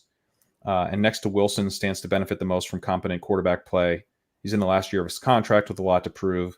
He acknowledges that the Bowers to the Jets talk motivated him. And then the Ruckert note is it's time for the former third-round pick to live up to his potential. He flashed in spurts last year, and this spring, he should at least be an upgrade over CJ Uzomah as the number 2 tight end. So I can definitely see your point on Ruckert like having some kind of role, but I would expect that Conklin is at least in kind of the 60% route participation range with upside to get close to 80, 75%-ish. Yeah. And Rodgers has liked the tight end over the course of his career. He's made guys who have never really have mattered elsewhere matter. So yeah, I mean, I'm interested in 70% route participation Tyler Conklin. I think that could be fun at this price. Davis, it could be like I prefer Fant and Chig, who we already kind of like.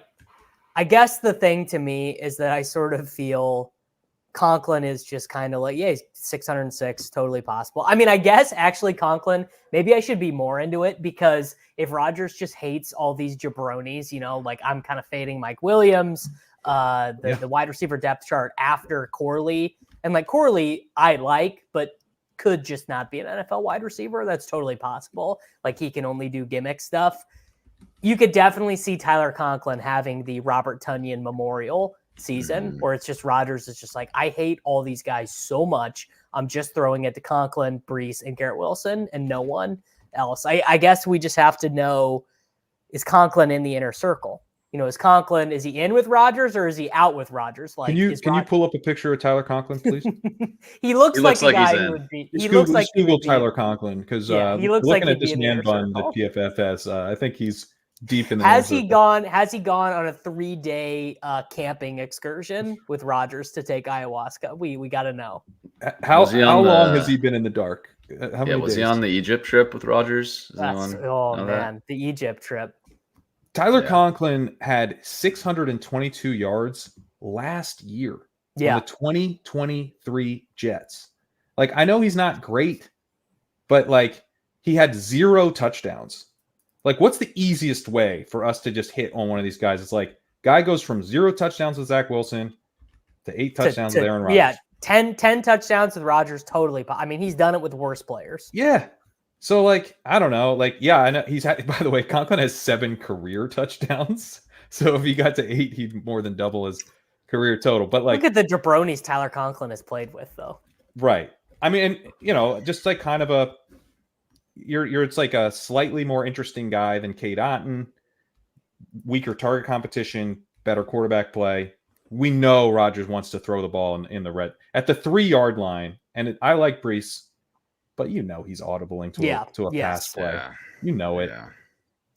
Quick pop quiz. Who had more yards per route run last season, Garrett Wilson or Tyler Conklin? That's so good. Yeah, that's awesome. Awesome. I'm going to say Garrett Wilson. Yeah, but it's closer than you think. I just looked it up. It's 1.54 for Wilson and 1.32 for Conklin. Like that was scary. The fact that it's that close is either really good for Conklin or pretty bad for Wilson. I think it's more likely to be good for Conklin. Like 1.3 in the context of that Jets offense last year for a tight end is wild. Is actually pretty good. Yeah. Can we do, because EPA per play for quarterbacks is a little bit like, hard to parse. Can we just do like how much yards per route run we should just add to your receivers? Like with Zach Wilson, he's like worth 2 yards per route run subtraction from all of his receivers. Yeah. Garrett Wilson is like a 3.5 yards per route run without him. So Tyler Conklin's 2.9 then, if we're using that conversion. Yeah. Let's move here to the Titans. Yeah. You definitely sold me on Conklin being a little bit more interesting. Definitely, I think belongs in the bucket with I'd say he's pretty comparable to like Hunter Henry or Cade Otton. Yeah. Like 70% route participation. He won't have everything, but he's out there enough. You're betting on the offense to improve. Yep. The Titans one. This is one that has come up recently as like a sneaky competition. Some Josh Whyle hype. I've seen, something that you could only see in the early days of July. That is the depths, dude. That is the depths. But I don't know, man. Josh Whyle ran like 50 routes, so these stats are fake. He did flash like a little bit on those routes, but I kind of have the same take that 92nd out of 96 PFF run blocking grade on 58 snaps. Yeah, and that's the thing. Like the thing with Chig is supposed to be that like he might lose his role because he's like too small and can't block. But and all the blocking stuff, again, I can't watch film and tell you whether Chig. Josh Whyle is not big. Josh Whyle is 235 pounds. It's not the guy he would be.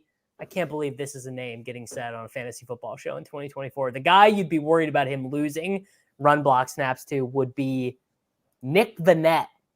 Nick Vannett, an unrestricted free agent on the Titans. Yeah, Chig might be terrible. He really might be. But come on. Like look at the context of the offense. Look at what Chig has done as an NFL player. You don't even have to squint and see it. You just have to say the guy can get 70% of the routes. He can get, what's a bullish? 91 targets. Is that bullish? Is that appropriately bullish? Yeah, that seems like a solid. And he scores. He scores 8 touchdowns because he can get open. He can kind of get going in the open field. It's just Chig is the good bet to make on Levis can actually play. That this big bet the Titans have made, signing Ridley, signing Boyd, revamping the offensive line. I mean, the Titans did the smart thing, basically being like, let's see if we've got anything with Levis. If we don't, we figure it out at quarterback next year. And at least the quarterback comes in to like a team that's not the worst team in the NFL. I like Chig. I think Chig is a potential Jake Ferguson guy. I could see it. I mean, his route participation was like 68% last year. He's shown an ability to earn targets. I would put him more in kind of like a Jonnu Smith kind of territory than. It's literally exactly what he is. Yeah. Yeah. But it does feel like a little Ferk daddy to me. Oh God. Yeah. Yeah. Remember when we all got excited about Anthony Ferkser? Who's going to run the routes? He's got to run all the routes.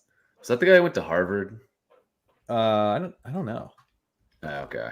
Anyways, but he had like similar kind of flashes in a small sample, and it was like his year to step up and do a thing, and it just did not happen. But he started out 1.84 yards per out run, 1.6, 1.77.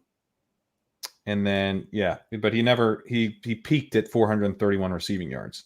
So I'm just like I'm a little nervous about Chig, given like he's always been a part-time player. You're kind of hoping for him to get used in like sort of a specialty yards after catch type of role, but is he good enough to actually earn that?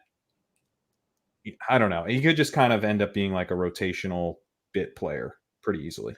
Yeah. I mean, I get it's in the context of a couple offenses where the wide receivers have been really weak, but 21% targets per route run on like 600 career routes is quite good. That's pretty good. Yeah, like you're not seeing that number with like any of the guys we've talked about so far today, basically. But yeah, I do think people talk about it with Hopkins, like comparing Hopkins targets per route run to like Ridley, for example, last year. Like those Hopkins targets per route run are just juiced by the fact that he's playing next to, Nick Westbrook. I'm just not really considering any statistics from the 2023 Titans. They just were you think target stats are juiced from a guy who had to play with Will Levis last year as a rookie? No, targets per route run are juiced. Yeah, I get maybe, but his yards per route run was good. No, I'm not bashing Hopkins. I'm just saying, like, when your target competition is dog shit, like, I don't think Okonkwo is going to put up 21% targets per route run in this offense this year. It'll be 17% targets per route run, but the fantasy points available should be higher for everyone. Yeah, they pass a lot. I I don't love Boyd. I don't love Boyd being there. They're going to be at a true 3-wide, a decent amount. Yeah, which is not but they're like, I think you're right. But their receiving depth chart after Boyd, I mean, it goes to 0 immediately. There is not one other talented player on this roster. Burks. Come on, man. You can't. Treylon's, he's not making.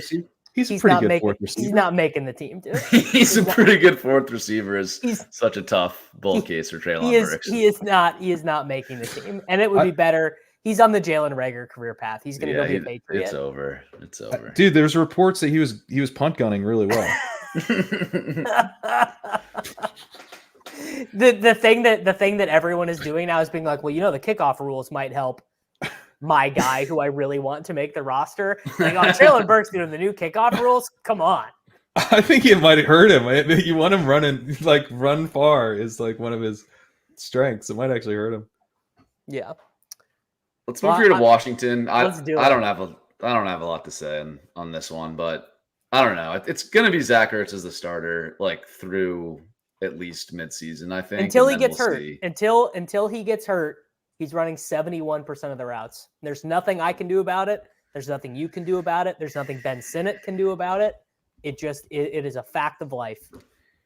So I'm understanding why Pete didn't put finding the next Trey McBride on here, because you guys are out on the intriguing young tight end. No. Not taking because of Zach Ertz. Incorrect. I love Ben Sinnott. Ben Sinnott went to my alma mater. Good. I like Ben Sinnott. Especially now that his price kind of came back to reality. There was like a week there where he was like the tight end 16, and I was like, that might be a little bit much. But now that he's like which is reflective of reality.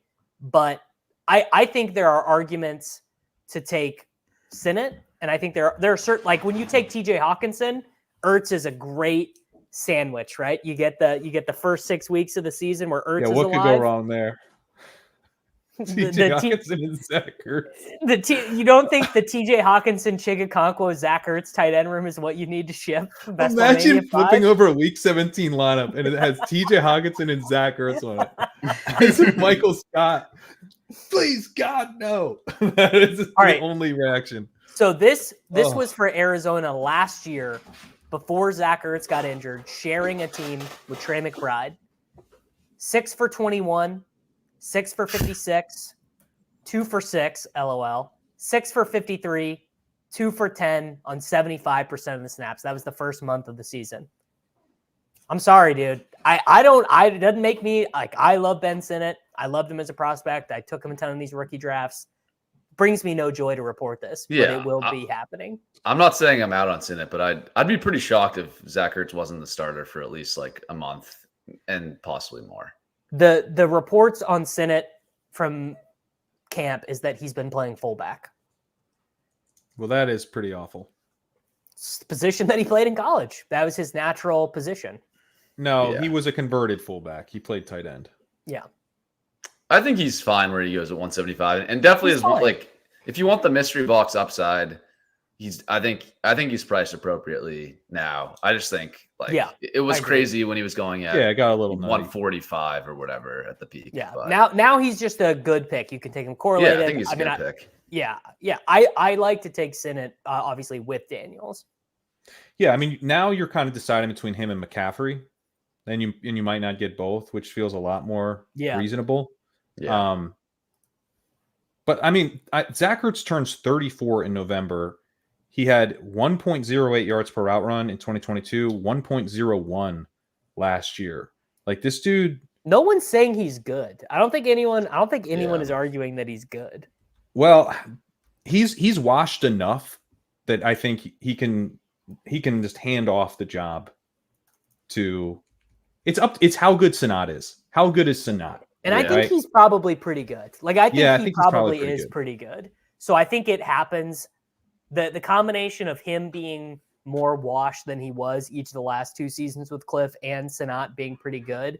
I mean, obviously the thing that gives you pause is people do actually forget this. he was literally the first name announced in NFL free agency. Like the legal tampering window hit, and Adam Schefter tweeted out, Zach Ertz signed a 1-year, $5 million deal with the Washington Commanders. Like Cliff could not wait to get that one across the finish line. Dude, how pissed are the Washington Commanders that they didn't get Ben Johnson? They're never going to get over it. They get Cliff Kingsbury, and as a result, they prioritize Zach Ertz in free agency. Like, oh man, just such a bad run out for them. And they didn't get Drake May because Cliff and and the new coaching staff wanted Jay Daniels. That's really if you want to go down the rabbit hole, that could end up being a real sliding glass doors moment. So I don't have a ton of so these next two guys who are injured right now, who I think are the clear starters. I don't think there's a ton to discuss here. I think like the only guys that are draftable are Hawkinson and Johnson. I'm not really touching any of the depth pieces. I don't know. I guess we should start with talking about Hawkinson. I actually think at 150, like I've drafted him a decent bit there. It definitely depends on your team structure, but I think you're getting like a pretty good bet for the last 6 weeks, 10 weeks of the season, like in an upside case. I think it's fine at 150. Like if you're going to draft 3 tight ends anyways. So it's fine at 150, I guess, but he's going behind Musgrave. And Musgrave is on my mind because they play each other in week 17. So I often have, if I'm in the Hawkinson market, I often have a Packer and a Viking. And I'm like, why wouldn't I just take Musgrave? Second-year player, promising rookie year. I got to take this guy coming off a late season multi-ligament tear. Like, I don't know. I've taken him, but he's not quite to the level where I think he's a comfy click. If he was another round lower, then I would probably take him at a decent clip, but it's still like, I don't know. There's still guys in that range. Like, I don't like Cole Kmet very much, but he's going like 5 picks ahead of Hawkinson. I'd much rather have him. He's healthy. Yeah.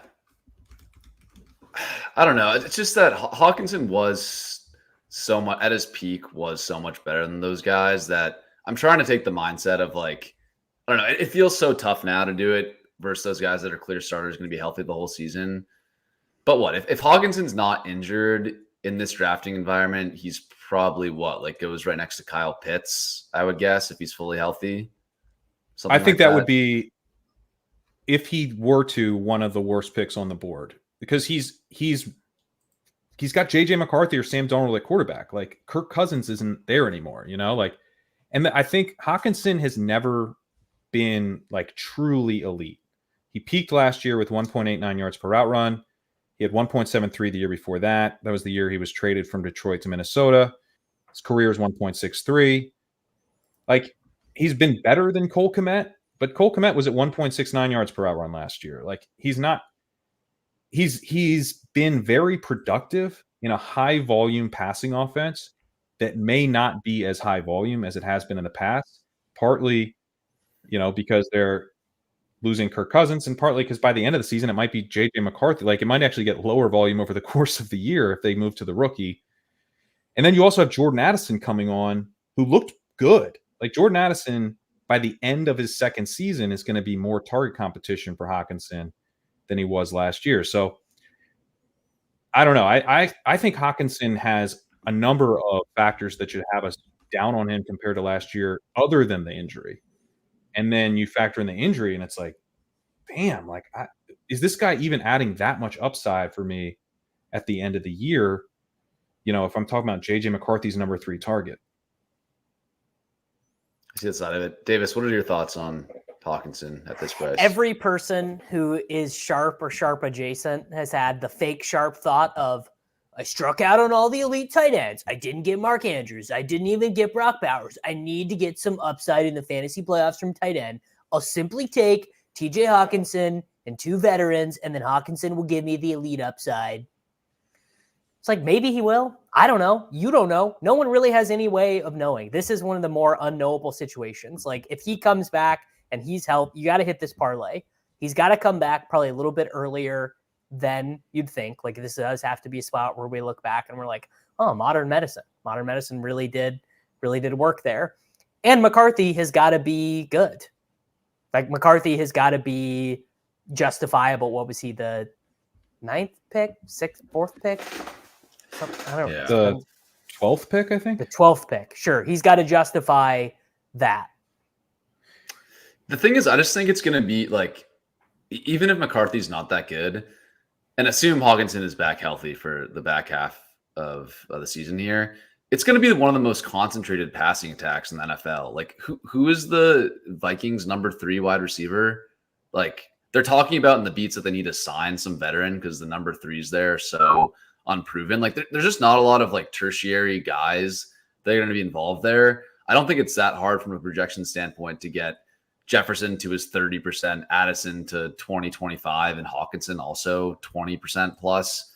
I just don't see it as a situation where it matters that much from a target competition. Got some to go into the running backs. I don't know. That feels like if you have 2 receivers that are combining for 50% of the targets, that doesn't leave a ton, or 55% of the targets, maybe.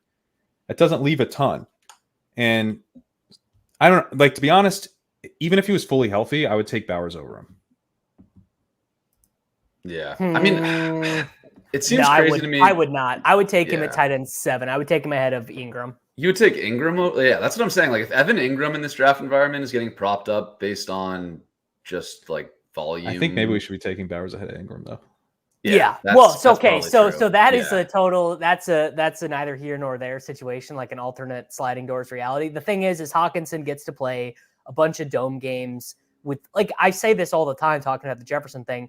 I mean, people do forget this is the same cheating bullshit that Brock Purdy gets to deal with. Like the Minnesota offense is the same West Coast paint by numbers, easiest possible thing you can do as a quarterback. And he gets to throw to Justin Jefferson, Jordan Addison, TJ Hockenson, and a really good receiving back in Aaron Jones. Like it is set up. Like if you told me Hockenson was like the low advance rate, high EV guy, I could see that for sure. I'd be like, absolutely. Yeah. I totally get it. Yeah. Yeah. That's what I think. You do have to be careful with how you're building with him. Like, I don't think like Hockenson Bowers is that good of a combination because both of those guys could be slow starters and like tank your advance rate. But maybe like Hockenson with 2 of the boring guys like Hunter Henry and I don't know, whatever, Cade Otton, right? Something like that, I think, is actually a pretty high upside tight end build that doesn't cost you that much. And I think you can survive it with those boring guys. Yeah, it's a little Cincinnati to me, you know? But like, I don't know, like Hunter Henry is kind of just as appealing to me as TJ Hockenson, where you're like, this guy, it's not as exciting, but there's like available targets. He's healthy all year. And I'm betting on the late season upside in the sense that the quarterback is coming on down the stretch. And, you know, there's touchdowns to be had in this offense now because the offense at the end of the year is way better than we, you know, were imagining it to be, and then probably was in like week 1. So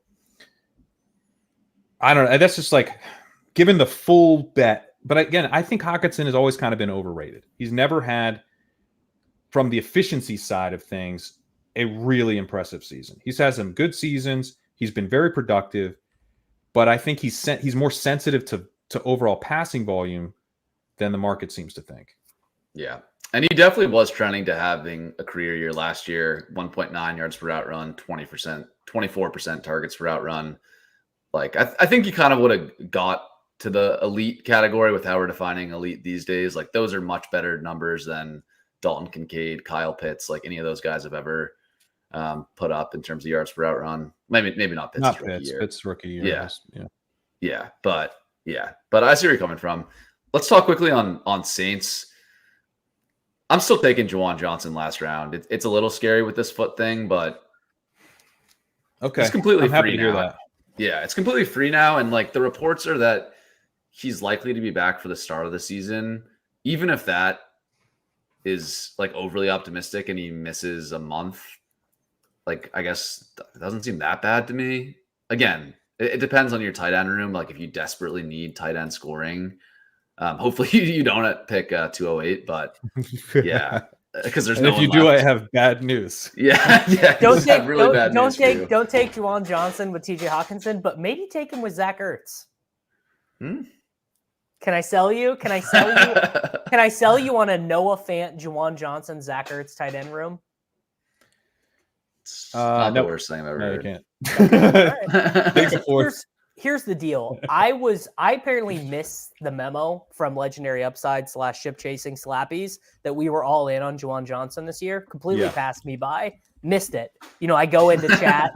I go into the Discord, and people are rending their garments and gnashing their teeth about this Juwan Johnson injury.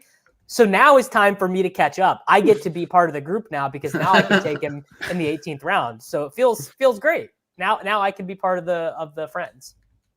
I like it. His profile isn't that impressive, but he was, he's kind of the big receiver type. He's been used downfield, although last year he only had an 8 ADOT, but he was at 9.8 the year before, 11.5 the year before. So he's been used downfield as kind of a big receiver field stretcher guy. Well, he was a receiver at Oregon. Converted wide receiver. Yeah, converted wide receiver. Jimmy Graham also caught, I think, 4 touchdowns last year. He's gone. There's a little bit more to the tight end position than there was last year. And then they just don't have a wide receiver 3. So, it's not the highest upside crack, but in a tight end environment that got gross pretty quickly, I liked Juwan Johnson a lot when he was healthy.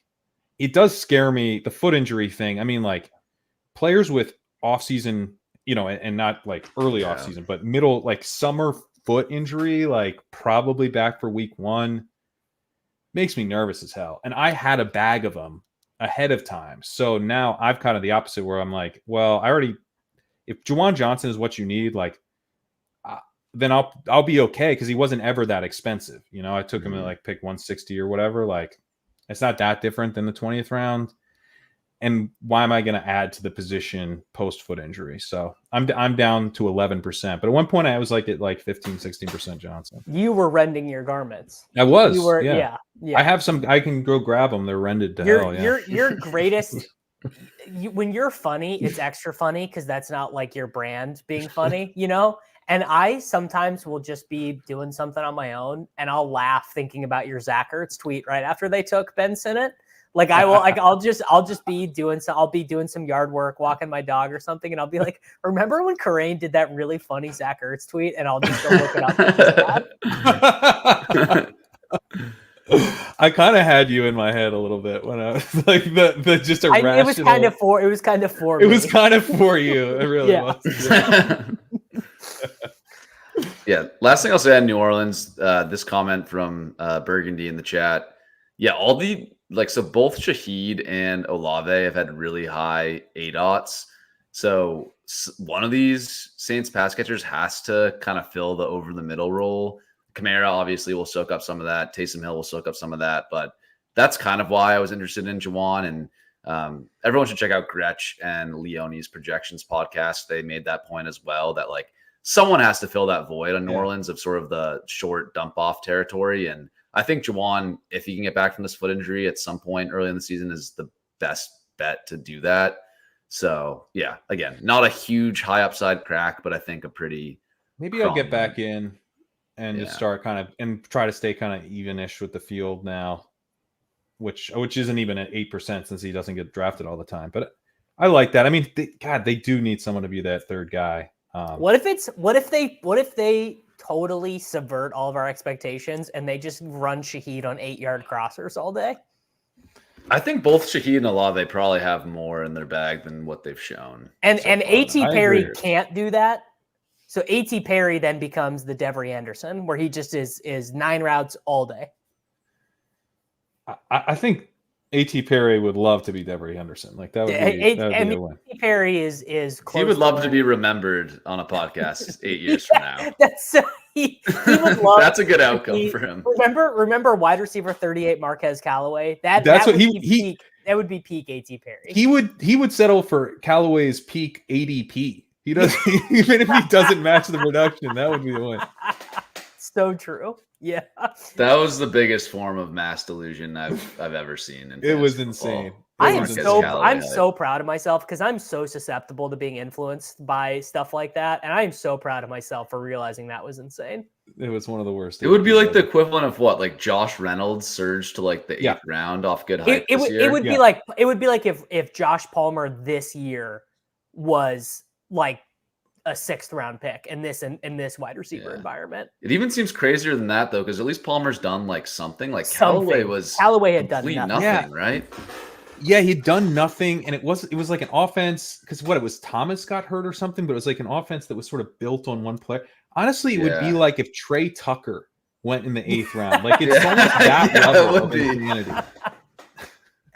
That was insane. The first Michael Thomas injury year. 33-year-old Emmanuel Sanders led the wide receivers in targets that year for the Saints. All right, ADP chasing listeners, we're almost done here. Last slide. I do think it's interesting to point out some contingent tight end upside plays. Isaiah Likely is obviously the one that everyone knows about and talks about, but I think there are some other ones that are draftable and stacks only. Curious what you guys think. Davis, you have any takes on the Chiefs situation? Because I think if we knew who the clear backup was there, that would be draftable in the home stacks. But yeah, any takes on like any of these guys?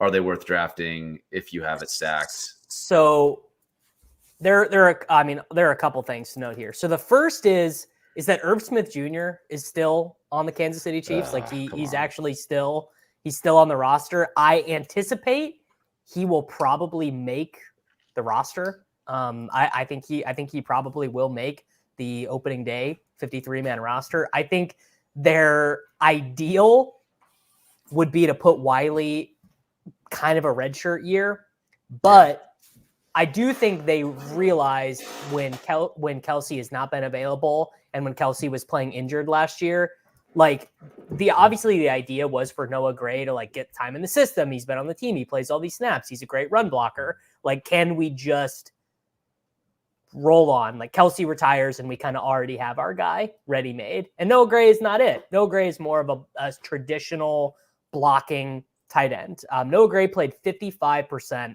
of the snaps for the Kansas City Chiefs last year. He turned that in for 28 receptions, 305 yards, and 2 touchdowns. He's just not going to earn a ton of targets, and I don't think that would change if Kelsey got hurt.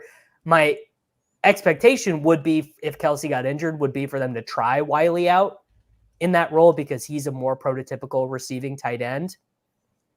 Yeah. I don't think either of them. I think the fact that they both exist means that you can't really draft. Like, I was drafting Noah Gray a little bit last year, like round 20 on DK. Like, you know, he's going to be on the field, contingent value, whatever. It didn't play out. And I think that is sadly the way it is. I mean, I'm not going to tell you don't take him because you're betting against a 34-year-old tight end, but they definitely, and if Kelsey gets hurt, Irv Smith's definitely active. Yeah, if it was more clear cut, it'd be more interesting, but it's too muddled for me to really take shots on. Yeah, I think Knox is the best. Knox is the best Knox pick on the screen right now. I agree. Yeah, Knox is very draftable. You're betting on a touchdown from Josh Allen. You know, I attack him onto Josh Allen's stuff where I don't get Dalton Kincaid. Kind of as a contingent value play to some extent, but also just like he's going to run. I don't know. I said like 55, 60% earlier. That's probably too high. It's probably more like 40 to 45% of the routes, but he'll be out there a decent amount of the time. And when he's out there, it's probably going to be in 12 personnel stuff. It'll probably be more around the goal line, you know? So you're just, I mean, it's a Josh Allen offense. You're betting on a touchdown in the last round. It seems fine to me. You know, and as far as contingent value goes, I think it's reasonably similar to Isaiah Likely. You know, he's not as good as Likely. He's not as fun as Likely, but it's, you know, you're getting Josh Allen's starting tight end if Dalton Kincaid were to get hurt. He might end up 5th on the Bills in receptions anyway. Yeah, that's honestly true. Yeah. And I mean, Joe Brady showed some interest in kind of playing more power football stuff. So maybe they still run a decent amount of 12 this year. I really don't know, but yeah, I mean, just as like a dart throw, please God, get in the end zone. Like you could do worse. Michael Mayer's the other guy that I draft here a little bit. Yeah, I was going to point him out. I mean, another guy, like if we're thinking about contingent value here, like I think Mayer will have a role. He's probably like Harrison Bryant, Yeah. But like, yikes. Yeah, 250. Harrison Bryant is also on this team, I'm pretty sure. He is. That's he? true. That's He signed a 1-year, $4 million contract. I mean, Harrison Bryant had 3 straight seasons or 2 straight seasons of 230 plus yards and 3 touchdowns. You're just hoping to get one of those touchdowns. MF and Mackey. Yeah, but I mean, it's just the Bowers pick was so bizarre because like Meyer's like a fine NFL tight end. I don't know, but yeah, like they wanted Penix. I'm convinced they wanted Penix. I think it was a panic pick because they wanted a quarterback. Yeah. A story is out there that they flipped the coin between him and Terry and Arnold. I think Terry and Arnold was saying that in like media stuff afterward. That they like FaceTime Terry during the coin flip? How does he know? All right, now let me look. Brock Bowers, Terry and Arnold. Flip the coin first before you call him. Hey, I think we're gonna draft you, Terry, and bummer. Yeah. Raiders draft Brock Bowers over Terry and Arnold, according to a coin flip. Oh my god, dude! And then Antonio Pierce denied it. Oh, god. So what is he going? If that coin flip comes up the other way, is Brock Bowers on the Rams? Is that the alternate reality? In the perfect world, he's on the Bengals. He lasts the pick 18, and the Bengals take him. God, it's disgusting. Yeah, Michael Mayer. All I'll say on Mayer is like I was trying to think of like the Trey McBride archetype, and it's not a perfect one for one, but Mayer is the closest to that in that he's a second-year tight end, a prospect we really liked at one point, and is just completely buried on a depth chart. Really uninspiring rookie year, because that's the thing with Trey McBride. McBride had a terrible rookie year. So did Mayer. Yeah. So yeah, these small sample like tight end. I'm not reading too much into these small sample tight end rookie years. Mayer, the thing is like Mayer just needs the Bowers injury, but I agree with you, Crane, that I think he'll have like a 40% route participation, even if Bowers is healthy. Maybe 35. Yeah. But he'll be in the mix. Yeah. It's like definitely a bad scenario, but not like you're totally dead to have him hit the lineup on a couple touchdowns. But it's basically a contingent play at that point. Yeah. All right. Let's maybe summarize like going through the tight end. Hang on, let me get my paper bag and just summarize this podcast. Just a 2-hour podcast. What an insane! We didn't even mention Cade Stover. Oh God, what team is he even on? Come on, dude. Ohio State. You don't know about the Ohio State bias, bro. He's on the Texans. He's on the Texans. He might be the dude who's making you curse. I got CJ Stroud after ADP. I got to take Dalton Schultz and Noah Brown, and then all of a sudden it's week 8 and Cade Stover's running the routes. It does seem like an okay year for like I'm more interested in late round tight end in managed leagues after doing this, because like there's a lot of stuff like show me week 1, like let me take a peek at this tight end room and this tight end room, and then all of a sudden like all the Bengals might be interesting. There's contingent value guys. Like, can't you see us, Davis, FFPC? It's week 11. We're just like empty the clip, Brevin Jordan, empty the clip. Absolutely. This is good. There's going to be Mike Gesicki is out for 4 weeks. He hurts his wrist or something, and they put Eric All on the IR. And it's like, dude, I just bid $411 on Tanner McLaughlin in the main event. Yes, I can see it. Yeah, I agree. In the tight end premium leagues, I think there's going to be like starting tight ends that don't get drafted, and week 1 on waivers, you're going to have the chance to, I don't know, pick up Davis Allen, who's surprisingly the starter for the Rams, or Tanner Hudson for the Bengals, right? Like, there's so many of these completely muddled situations that it's definitely worth monitoring. But let's give our favorite late round tight end bets. Let's cap the ADP at 150 and above. So Luke Musgrave is out, but Hunter Henry, all those other guys are in. What is your guys' bet for, most likely to be a top 5 tight end in per game scoring out of anybody who's 150 ADP and above. I'll start with Ukraine. Hunter Henry. Yeah.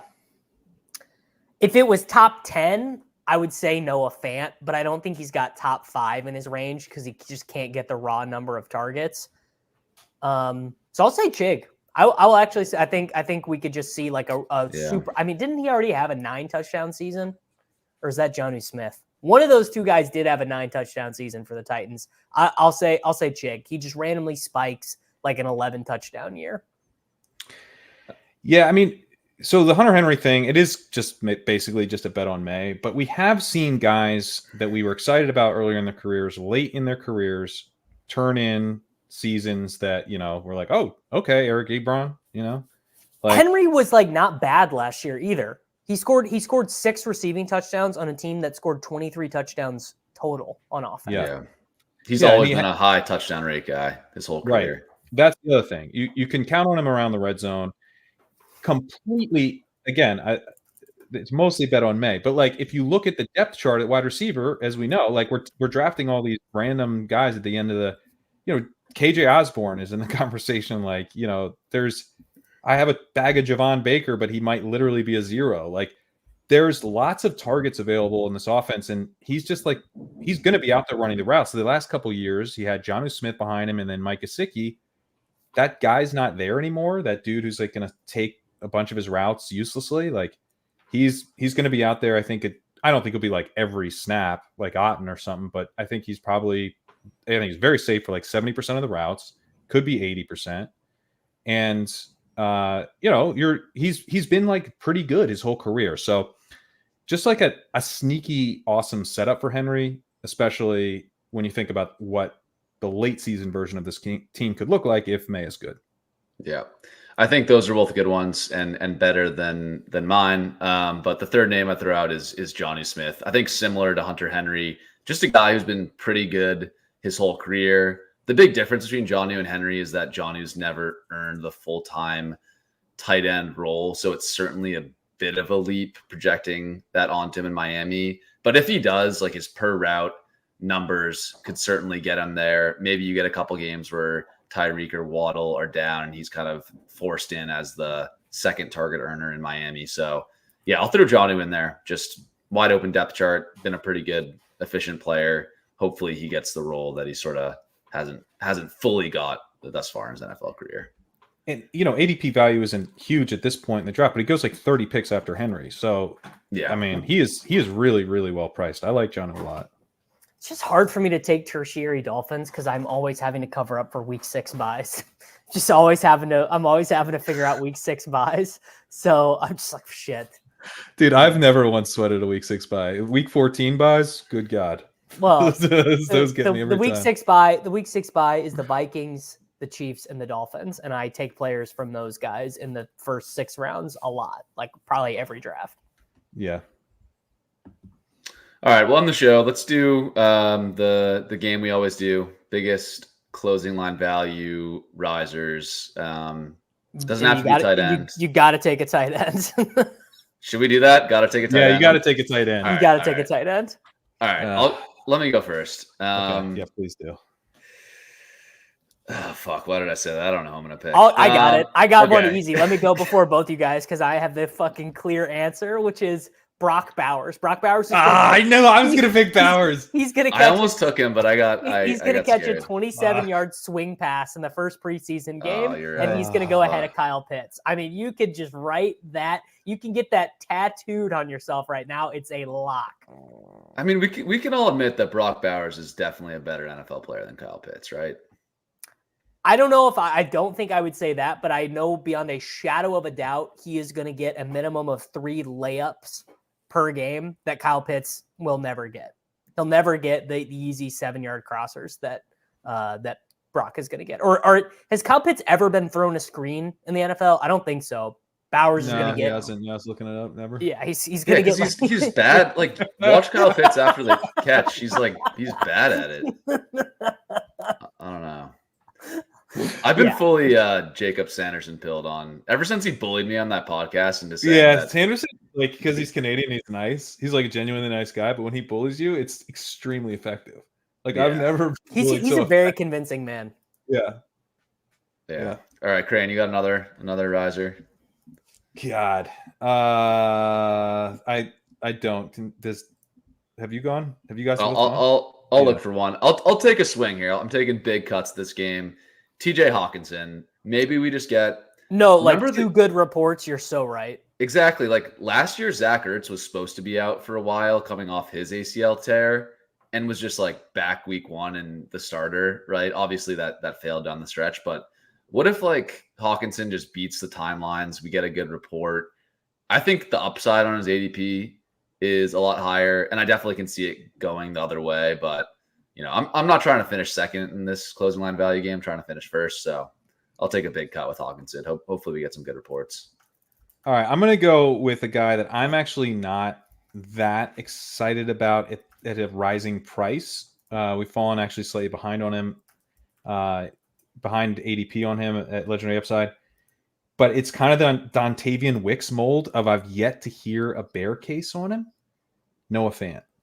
Yeah. Noah Fant, we're doing the Ouija board thing where we all just kind of push Noah Fant up, and there's no countervailing force here. To be fair, I think the Fant thing is mostly content creators who do projections and things.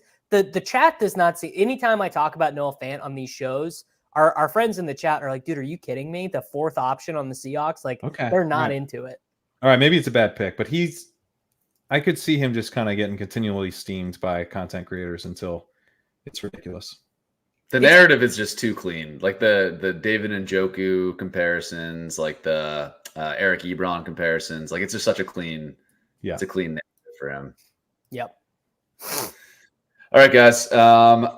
Davis, I know you got some streams coming up tomorrow. I think I'm joining you on one. Anything else you got going on? Yep, streams. Best ball and dynasty rankings are updated on the Patreon if you guys want to check. I just did an article today about some of the guys I'm scrolling the F down for, including Lucas Krull. I buried my own lead here. I gave away the Lucas Krull alpha for him being a 7-year college player and a Nepo baby for free here on the stream. But yeah, you'll be on the stream tomorrow, noon Central. Sam's coming on, Neil Orfield's coming on, and Levitan's coming on.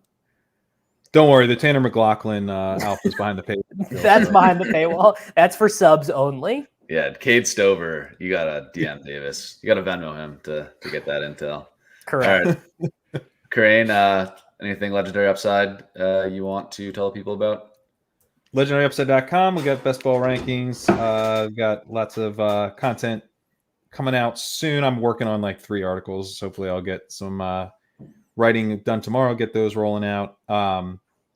If you want to check out our dynamic best ball rankings tool, legendaryupside.com/sidekick. All right. And we'll be back next week, I believe, with JJ Zacharyson. So that'll be a much better episode. This was a eat your vegetables episode here. Eat your vegetables. I guarantee you, this is the only fantasy podcast that spent 10 minutes on a giant tight end RAS the entire offseason. Vegetables are nutritious, at least. I mean, you did not need to know about Lawrence Cager's college career. You really did. I did not need to pull up Drew Ogletree's stats from this year. But... Who was the tight end you touted early on that I can't even remember behind McBride? Tip Ryman, bro. Tip Ryman. I wiped that name from my memory. I did not tout Tip Ryman. I merely pointed out that he was the 3rd tight end drafted, and he put him in the You berated Sam category. about inappropriately listing Tip Ryman. I wasn't sufficiently started. All right, it's over. See you guys. Chip chasing.